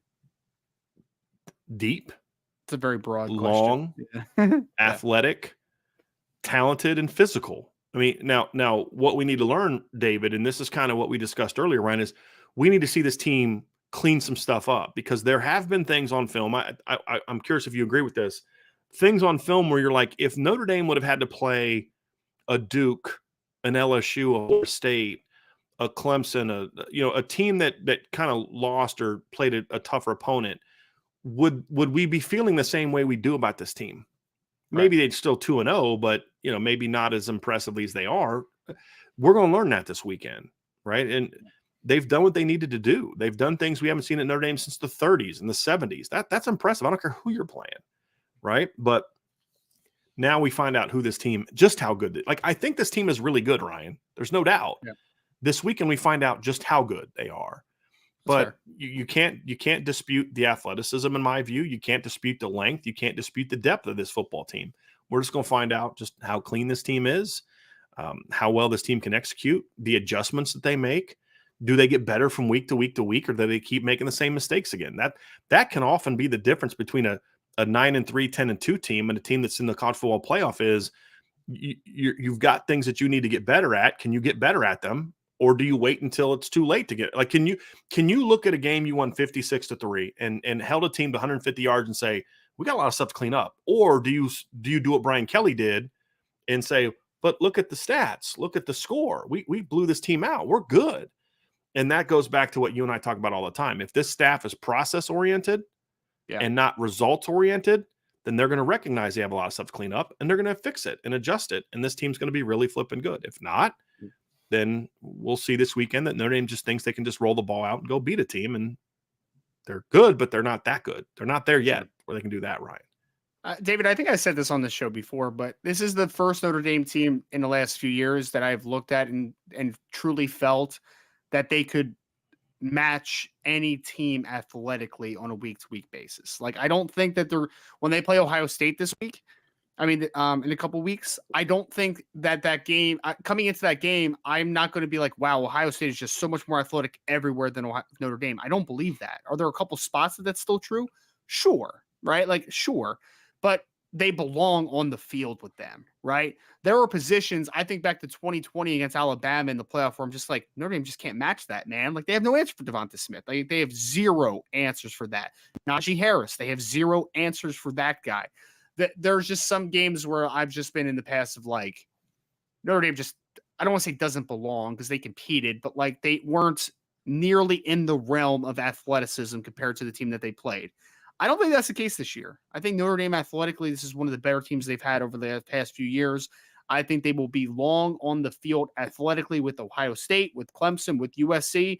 And if they make the playoffs, I think that they'll be able to match some of the SEC guys that we always kind of fawn and drool over, right? Like I just think that this Notre Dame team is one of the more talented and athletic they've been in some time. Now, results are going to show us how good they are. Like that's such a hard question for me to answer, right? Because at the end of the day, it's about what the results are each and every Saturday. But I think from a talent level perspective, Notre Dame's going to be able to match just about any team in college football this year, which is different. It's a different feeling than some past years. Now let's see if they can put it all together. Yes. That's what we're going to find out. We have a super chat down here. Ryan, let's get to that. From Joe Papiti, who said, checked out years, BK, Brian Kelly checked out years ago. He's just cashing out. Enough about him. Super hot take. Buffs versus Knowles in the Natty. By the way, Coach Prime didn't take over my account. LOL. Man. I don't believe you. I don't believe you. Deion took over your account. Look, guys, I love how he said, I love Joe's comment though. Super hot take. I mean, he knows. Yes, he knows exactly what he's doing. They've got a lot they got to clean up defensively if they're going to do that. Like what I learned on Saturday is they got really too great either, but like they have some athletes. There's no doubt they have some athletes. Their roster's better than I thought it was going into week one. I will say that. But you could also see in the game there's some holes that need to get addressed, and they're not quite there yet. So I will say this, Ryan, coming out of that game, my baseline for Colorado has been reoriented to where now I don't think going 6-6 is the great achievement that I thought it was a week ago. I'll be honest about that. But this is still not a team that you're like Pac-12 favorites. I mean, the win over TCU was great, but as I pointed out, this is a team that's given up over 50 points a game its last 4 games. Right. Well, I mean, the defense did nothing for me from a Colorado perspective. The offensive line didn't do much for me. Shedeur Sanders is much better than I thought he was. Yeah. Travis Hunter's a freak. I kind of already knew that Travis Hunter was a freak. Dylan Edwards is really fast. Who would have thought that Dylan Edwards was really fast, right? I mean, Colorado has some athletes. I think that the team seems to have bought into Deion, Coach Sanders, which I think is great for them. There's no doubt about that. Yeah. I think that they're going to build something pretty cool. I think it'll be good, right? But I push back, Joe, just because I just think it's still way too early for that, man. It's still way too early. There's some roster building that needs to happen, specifically in the trenches and defensively. And also there's a thing about sustainability that I think we need to talk about, right? Is that Travis Hunter played 110 snaps this past week. Right. You can't play that kid 110 snaps every single week. You're going to kill him. You're going to kill him. And it's just unwise to kind of run your trap after one game and it's like, do you believe? And I'm like, hey man, how about you? Like, hey, great win. Like the problem is, like, if you just would have handled it with a little bit more, I mean, talk your talk about your team. Yeah. But there was just some of the stuff just to me was like, why are we going here? What does this have to do with the game? Like, our job is not to believe in you and all this kind of stuff. Right? It's a great win, man. Enjoy the win. But let's see you string a few of these together. Right. Let's That's what I want to see. I think most practical people also knew that TCU was going to take a massive step back, right? You lost your starting quarterback, your leading rusher, your best wide receiver went in the first round, your offensive coordinator, several defensive players, including Travius Hodges-Tomlinson, who won the Jim Thorpe Award last year, right? Yeah. Like, Sonny Dykes did a tremendous job in year one, but it was one of those situations sort of like Dave Aranda at Baylor a couple years where you're like, they are winning because everything kind of everything aligned in that year, right? But like, there's still building that needs to happen on that roster. That roster is not good at it's not a great roster right now. They struggled one year, but they need to rebuild and get better. And they were still 2 interceptions inside the 5-yard line away from winning that game by 2 touchdowns. Right. I mean, so let's just see how it kind of plays out a little bit. Yeah. Right. And all due respect to Amani Bailey, but like Colorado, you let him average like 11 yards a pop and ran for like 160 yards. So like, there's some things that are going to stop. There's some stuff you got to work on first. Yeah. But see, that's also the way that Deion conducted himself after the game. I don't like it, but that's exactly why so many of those kids believe in him. Sure. Because like he's going to have our back. He's going to, he's going to go fight for us. He's going to defend us. He's going to, I mean, that's why a big reason why we may hate it, right? We may not like, I have no problem with him defending his team. I thought he went too far in certain areas and started going into things but that's what works for him, right? Like, that's why those kids believe in him. That's why I said this the other day, Ryan, if he would have taken the head coaching job, if Alaska Anchorage was starting a football team and Deion Sanders took over that program, Travis Hunter is going to follow Deion Sanders at Alaska Anchorage and play for him. Because he believes in him, and that's the thing that works for them. That's why they got the most out of their talent on Saturday. Can they do that over the course of an entire season? We'll find that out. How does Coach Sanders react when there's some adversity? We're going to find that out. That's all part of the learning process. But those kids believe in him because he acts that way. And at the end of the day, Deion's doing what Deion's doing for his players, not for you or for me or for ESPN or for Fox or anybody that covers that football team. He is saying things because that's what he believes he needs to do to build the culture he wants in that program. You may not like it. I get it. And I don't agree with everything he said. Like, there was no need for the degree in which he brought the things he brought up. But at the same time, I don't necessarily have an issue with people in the media being called out for things that we say.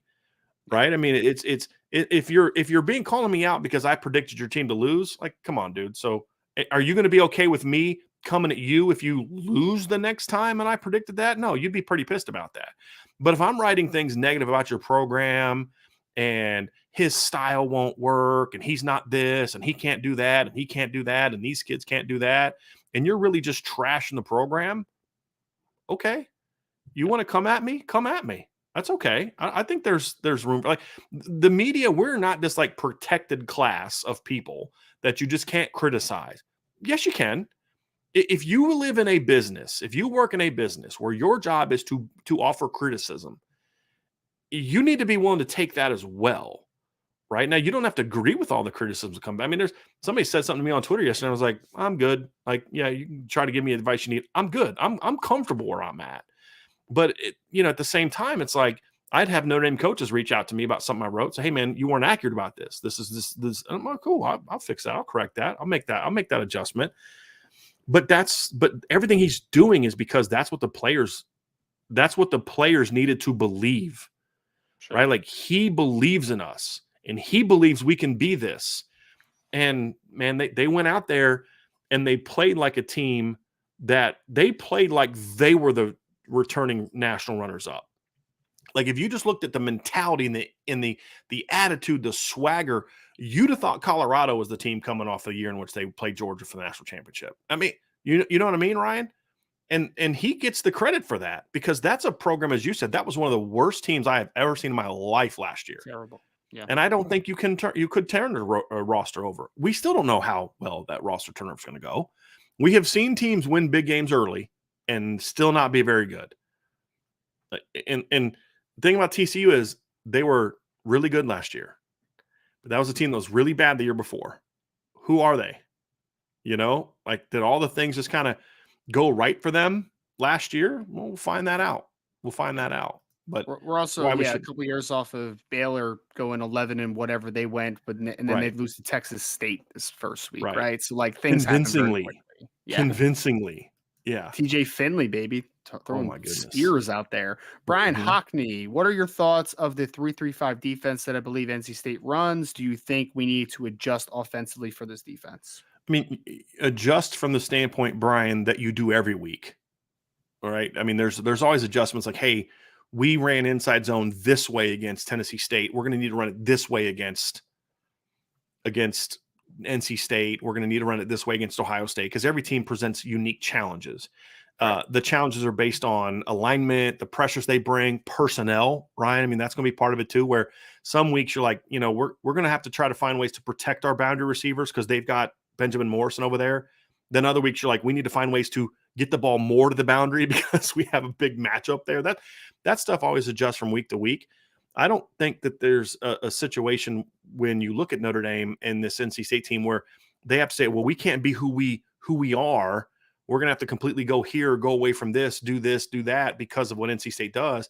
I don't think they need to do that. And then something else we talked about, Brian, and we talked about this after you got your question in. So you may have heard this answer. But the nice thing about this matchup is Notre Dame has seen a defense with a similar structure and philosophy already this season against Navy. A 3-down look, heavy run stunts, really good run defense last year. Notre Dame had some success. Now, Navy's a little bigger than NC State's bigger than Navy was. Not by a ton, but they're bigger. But the philosophy is still very similar. The edge pressures, the run stunts, the early down pressures, playing a lot of man, but NC State plays a little bit more off man than Navy. So those are all things that we're going to have to see. They're going to adjust some minor adjustments, but there's a lot of things just philosophically that are going to carry over from game 1 to game 3 because of the structure of those defenses. Pete Weber asks, how much of Colorado's win was their own success versus TCU not being as good as people may have thought?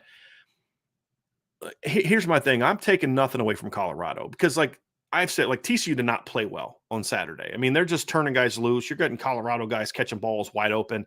That's a bad job by TCU. But Colorado did what you're supposed to do when teams make those mistakes. They made them pay for it. That's the mark of a good football team. What we saw on Saturday with Colorado and TCU was TCU has problems and Colorado's better than we thought, but Colorado also has some holes that you look at and say, if they try that against that team, I don't think it works as well because that team is going to be better defensively or that team's going to be better offensively. You can't bank on a team. Like if you're going to bank on Travis Hunter having to make insane interceptions at the goal line every week to win a game by 3, you're going to have weeks where that's not going to happen. and teams are going to kind of get a little bit of a read on what Sean Lewis is doing with this football team. Those things are all true, and none of those things to me take away from what Colorado did this weekend. It was a great win. It was a needed win. They went on the road against a Power 5 team, and no, TCU is not as good as they were last year. But this team is going to be a whole lot better, and so we can do two things at once, right? We can say TCU did not play well, and also say, but nice job by Ryan. You're good. You're good. Yeah, you're good. Go do what you gotta do. Those things are all true. Those two things can be true at once, right? And I don't think that takes away from what Colorado did, in my opinion. Sean Kelly asks, not really sure how it works, but I know there's a spy for the quarterback, especially a guy like Armstrong. Who will be that guy or guys be on Saturday? I'm not a big believer in spies personally. I'm not. I look at it this way. I care more about having a sound structure that is gap conscious as opposed to having a spy. I think when you have a spy, you're protecting against this, but you then expose yourself to these things. So if I'm a team, if I can identify who your spy is going to be, I promise you I'm going to be able to do some things pass game wise that I'm going to hurt you, unless your spy is like Jeremiah Wusu-Koramoah or Jalen Smith.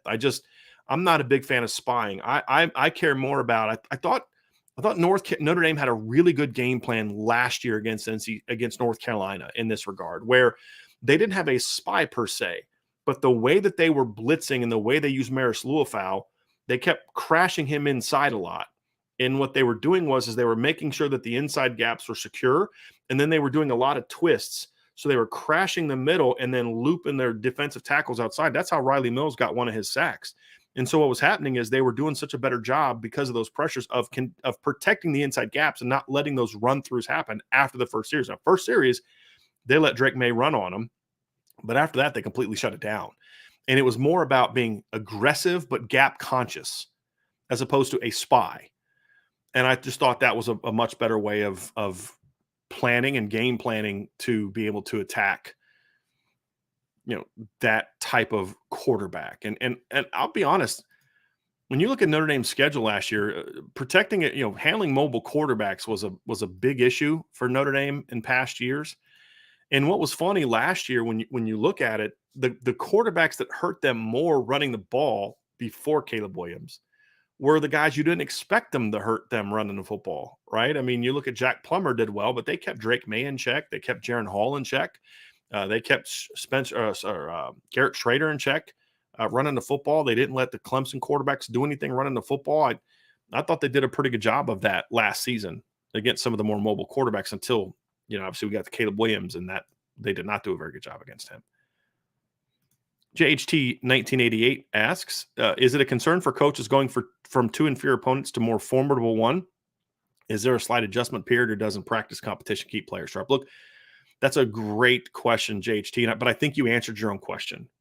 And Al Golden mentioned this, I think, last week. They're still doing a lot of ones-on-ones, and that helps keep you sharp. There's always a concern when you go from what you've seen the first 2 weeks to a better opponent, because there's this thought of, but it's more so about, to me, it's more so about the mindset of my team as opposed to, can we handle the tempo and the speed of the game?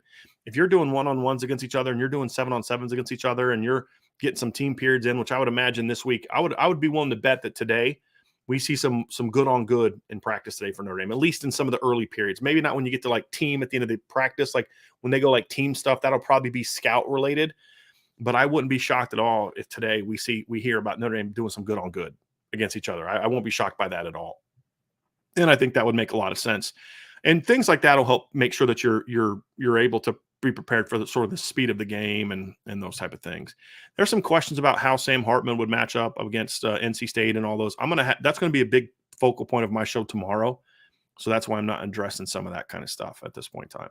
Andre Tonsel asks, 1, defense keep their aggression tendencies within the structure of the play. 2, offense continues to grow and stay efficient and effective. I agree, Andre. I mean, you're wrapping it up broadly, but yes, that's kind of the umbrellas need to fall in. Be aggressive, right? But be a sound. What you're saying is be aggressive but sound, and then keep building on what you're trying to be offensively, which is an efficient football team. Absolutely right. Joe Medina says, "What's your favorite famous offensive play call, real or fictional?" Mine is the annexation of Puerto Rico. Though as a Raiders fan, Red Right 1980 and Red Right 88 is a close second for me. I don't know what Denver called it, but my favorite play call, and it's just because of the way it was portrayed in NFL films, was in Super Bowl 33.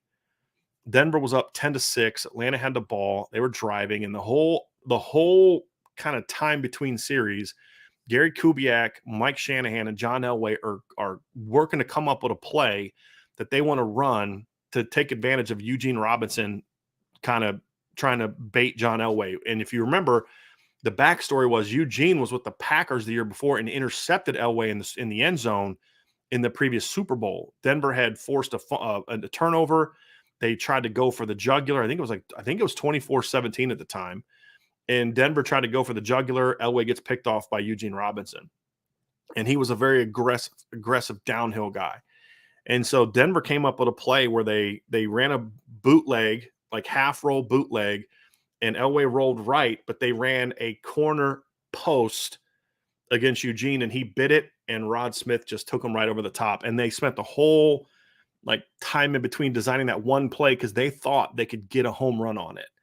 And that completely changed Denver was controlling that game. You had that one fluke interception that hit off Shannon Sharp's hands that allowed Atlanta to stay in it. Denver was controlling that game, but that kind of okay, you what little hope you had is gone. It gave them a 17-6 lead, and Denver never looked back. But that was my favorite play call ever, just how it went. And as a Broncos, and especially as a John Elway fan, it's just the perfect ending to his career. Throwing for 300 yards, beating your former coach, winning a Super Bowl MVP is a great way to go out. Great way to go out. And he showed he can still launch that sucker. Even at 38, he can still launch that sucker.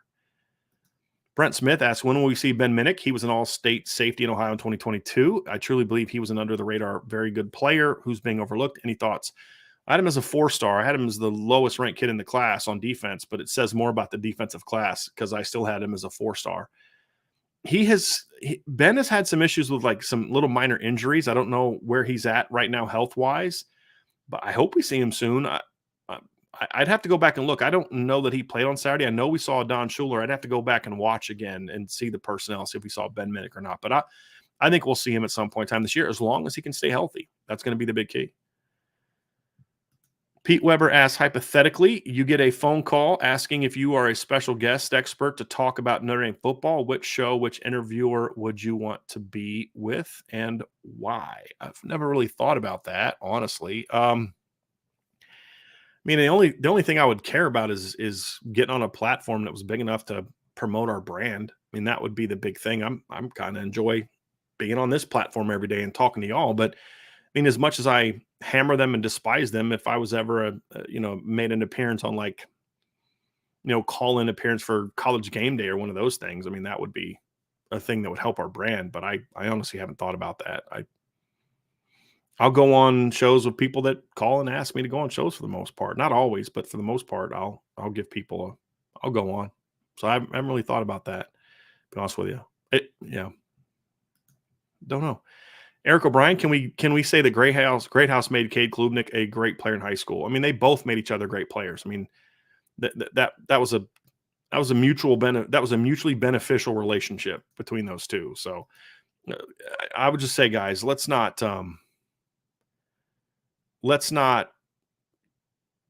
overreact to one game, right? Let's not overreact to one game and just kind of leave it at that.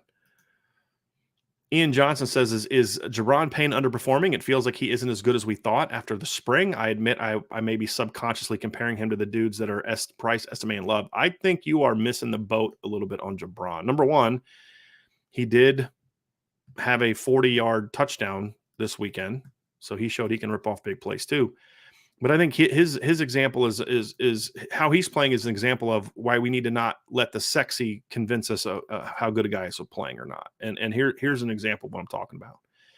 So this is why you need to be a member of the message board, Ian, and check this out. But if you look at the run game numbers, right? So right now, Aldrich estimates averaging 8.2 yards per carry. This is only when you're with the first team offensive line. Jabron Payne's at 4.8.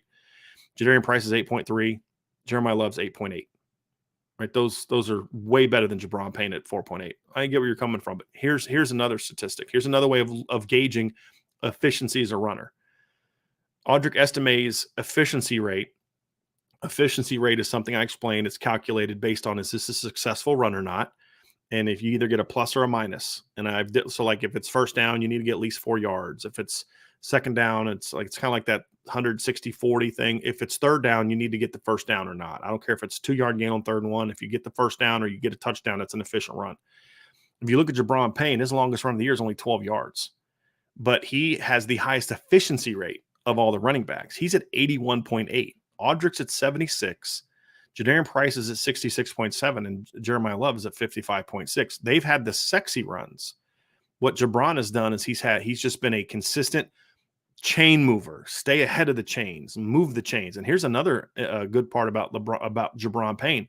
Jabron has 4 third down carries, and 3 of the 4 have gone for first downs. So he's moving the chains. That's another good part of what he's doing. So yeah, he hasn't done the sexy stuff yet, but Jabron is been efficient, and he complements those other guys well. Because what's the point of putting 4 guys on the field that all do the exact same thing? What's the point? There's no point in that. He brings something different to the table that complements the other guys, and it works for him. So that's yeah. Benjamin Weiss, I just saw what you just said, and I'm going to assume that you're being sarcastic on there, because if you're being serious, that's going to hurt my heart, man. I thought you knew me better than that. That hurts my heart. I hope you're just kidding on that one. Let's get down to another one. Ian Johnson says, who has the worst offense, Clemson or Iowa? It seems they are both on the same level. Iowa's is a little bit cleaner. I think Clemson has the better athletes. Clemson has the better talent. They have the better line, the better run game. Iowa has the more veteran savvy quarterback, but he doesn't have the talent that Cade Klubnik has. I mean, right now, I mean, after one game, it's Iowa, but it's not by much. Neither of them are great. End of the year, Clemson's going to have a better offense than Iowa. I have very little doubt about that. Again, we are making way too many season-long, big-picture prognostications about who teams are after 1 week, right? And I remember it was 2016, 2017, I think is what it was. Let me go find it real quick. I think it was 2017. Alabama starts the season off, and they're coming off of a national championship, and they start the season off with a big win over Florida State. It was a battle of top 10 teams. I think it might have been a battle of top 5 teams. Florida State's coming off a year in which they were 10-3. They were top 10. And Alabama beats them 24-7. And man, that's what a great victory. Well, come to find out, Florida State wasn't that good that year, right? I mean, so you didn't learn as much about Bama as maybe you thought you did. They weren't very good. I think they had a losing record that year, Florida State. So we're going to learn things about teams that right now something may look like a big win, and you're like, it wasn't end up not being that big of a win. Here's a great example. Remember in 2015, Notre Dame's, I think, third game of the year in 2015 was against Georgia Tech. And it was a matchup of top 15 teams.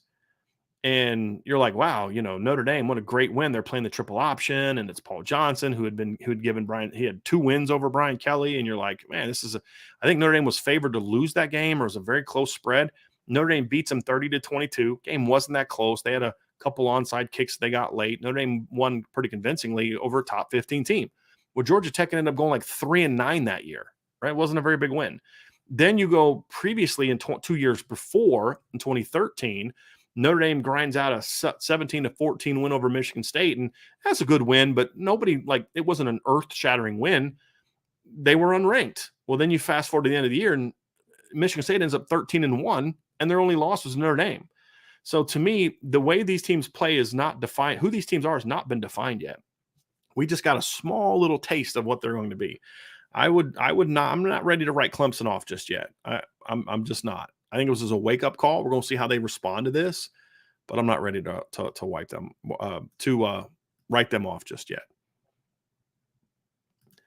Jay Clampett Investments. Hey, do you cheer for Notre Dame in the press box, or is it all business? Just wondering the atmosphere in there. There is a strict no cheering policy in the press box. And yeah, so it's a pretty quiet place. People are working. But, yeah, you can't cheer in the press box, absolutely. Vince will punch me in the leg. He didn't on Saturday, so he must not have been too fired up about Tennessee State, but Vince will punch me in the leg sometimes or pinch me if he's really excited, and I don't know why he continues to do that, but when he gets excited, because I don't think he can hold the cheering back as much, and so he'll do that, so it's kind of funny. The last few questions, we'll get out of here. We got from Bobby S. Does Price start to get more carries, or is he still load management? I would say he's still in load management, but also I would like to see him get a few more carries. A few more carries. I would like to see him. Now, I mean, a few more means he's got 5 right now. I'd like to see him get maybe 4 or 5 a game is kind of where I'd like to see him. And then Bobby S. also asked, does Braylon James get more PT with Matt Salerno out or more tight ends, running backs? I think what happens, Bobby, is nobody replaces Matt Salerno from an addition into the rotation. Notre Dame was playing 7 receivers. They were playing the starters, Jaden Greathouse, Jaden Thomas, Chris Tyree, and Tobias Merriweather. They were also playing Jaden Greathouse. They were also playing Deion Colsey. They were also playing Rico Flores, and they were also playing Matt Salerno. So they were a 7 deep at receiver. What I think you see here now is they just go with 6 deep, and just his minutes get taken by the other receivers. I think that's what we're going to see. I don't think, and honestly, a 5-man rotation is a good rotation. They were at 7. So if anything, this just kind of condenses a rotation that needed to be condensed a little bit as you got deeper into the season. And I think that's all that we're going to see. Bubba Test Live says, do you think it benefits us, Notre Dame, for Texas or Alabama to win? Why? I think it depends on who you think is going to lose more during the year, honestly. So if you think Texas has a couple more losses under their schedule, then root for Texas to beat Alabama.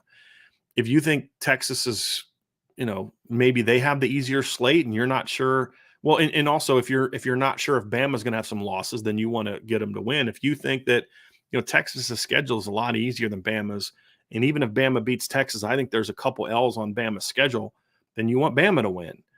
I mean, that's kind of how I look at it. For me, I don't know that either necessarily benefits Notre Dame, because if I had to pick, I'd say Texas winning benefits Notre Dame the most, because again, I see more losses on Texas's schedule than I do Bama's, just because I think Bama's a really good team. Texas still has to play Oklahoma, at Baylor, at Houston, at TCU, at Iowa State. They got K-State at home, BYU at home. They got to play the Big 12 title game, and I'm still not sold that Texas is that team that's just going to go run the table. They got a shot, so even though Bama's schedule might be tougher on paper, I think Bama is better prepared to handle their schedule. That includes at Mississippi State, at A&M, at Kentucky, at Auburn, but then they get Tennessee, LSU, and Arkansas, and Ole Miss at home, right? So, for me, I think Texas winning probably benefits a little more than Alabama, but you could make a case that Texas not stepping up and getting smacked around a little bit benefits Notre Dame, not so much as a team, but still recruiting the state of Texas. And I think that's an argument that I could be sympathetic to be honest with you. All right, got super chat here from Blood of Zeus. Thank you for the super chat. And I'm going to get to this last one here before we get out of here. Let's get to this. I'm going to have some breakdowns about. There's a question from Ben about containing Armstrong. I'm going to have part of that as my game plan, or my midweek rundown tomorrow. So a reminder, that's going to be at noon tomorrow. So definitely check that out. And then here's the last one from Kevin Carter. I'll answer this one. Curious if you think there's a possibility that we haven't really seen the receivers take off, so they can keep a little back to possibly give an advantage of teams not knowing what's coming. I mean, Kevin, I think that's possible. I think it's possible. I don't want to dismiss that as a oh no, Kev, you're nuts. There's no way I think that's possible. I don't know that if it's been held back, I would say my guess would be it's being held back because they just haven't needed it yet. And because of the way that the two teams have played, and what I mean by that is this, Kev, it's Notre Dame could have tried to dial some things up for some bigger plays down the field if they felt that it was needed. Tennessee State was protecting against the deep ball. I broke that down upon further review, Kev. If you didn't get a chance to check that out last night, check it out, because I showed some still graphics of what I was talking about. They did not want to get beat deep. It was obvious they broke down Wake Forest film. Navy's not a team that's easy to throw the deep ball against because of the way that they play, pressures. You want to get the ball out quick. and gash them with crossers and overs and screens and inside runs, which is exactly what Notre Dame did. There just wasn't a need to go deep. They did have a shot to go deep early, and Sam didn't throw the ball the way it needed to get thrown. That's why you didn't have the completion. You did have the post route to Jaden Greathouse, which was a deep ball. So, I mean, we saw it a little bit against Navy, but it wasn't needed against Tennessee State. They were giving Notre Dame the intermediate zone, and they were just giving them crossers and ins and overs, and Notre Dame took advantage. They're just, when you jump on a team that quickly, there was no need to just start trying to go to deep shots. So it's like, why? So, for example, I'm pretty confident in saying that Notre Dame had more than just inside zone duo and counter in their game plan against Navy to run the football. It was never needed. Navy couldn't stop their base runs, and they were killing them with the screens. So there's no need to kind of go to some of that other stuff. They stayed with what was really working and then just tweaked with the formations and things. So you don't throw things out there just to throw them out there, right? And there just wasn't the need for Notre Dame to do that. And so that I would buy, saying like they held it back because it wasn't needed, and now it's going to be needed more. I think there's some merit to that. But I don't know that it was like, hey, this could help us win, but we're not going to do it because we're going to wait for NC State. I would say it's probably not that. So that's my 2 cents. Well, yeah, that's going to do it for today's show, everybody. Thank you all so much for being with us today. 6 o'clock tonight, you have the IB Nation Sports Talk. It's going to be, I believe tonight is Jesse and Vince, or Jesse and Sean, I believe, but I'm not 100% certain on that. I always get the days confused. But I believe tonight is Jesse and Sean. Tomorrow, noon, for the midweek rundown, it'll be a solo show. No mailbag. It'll be me talking about several topics. I'm going to talk about Sam Hartman and NC State, his past history against NC State, what we can learn about him and what we can learn about Notre Dame based on how he performs this weekend against NC State.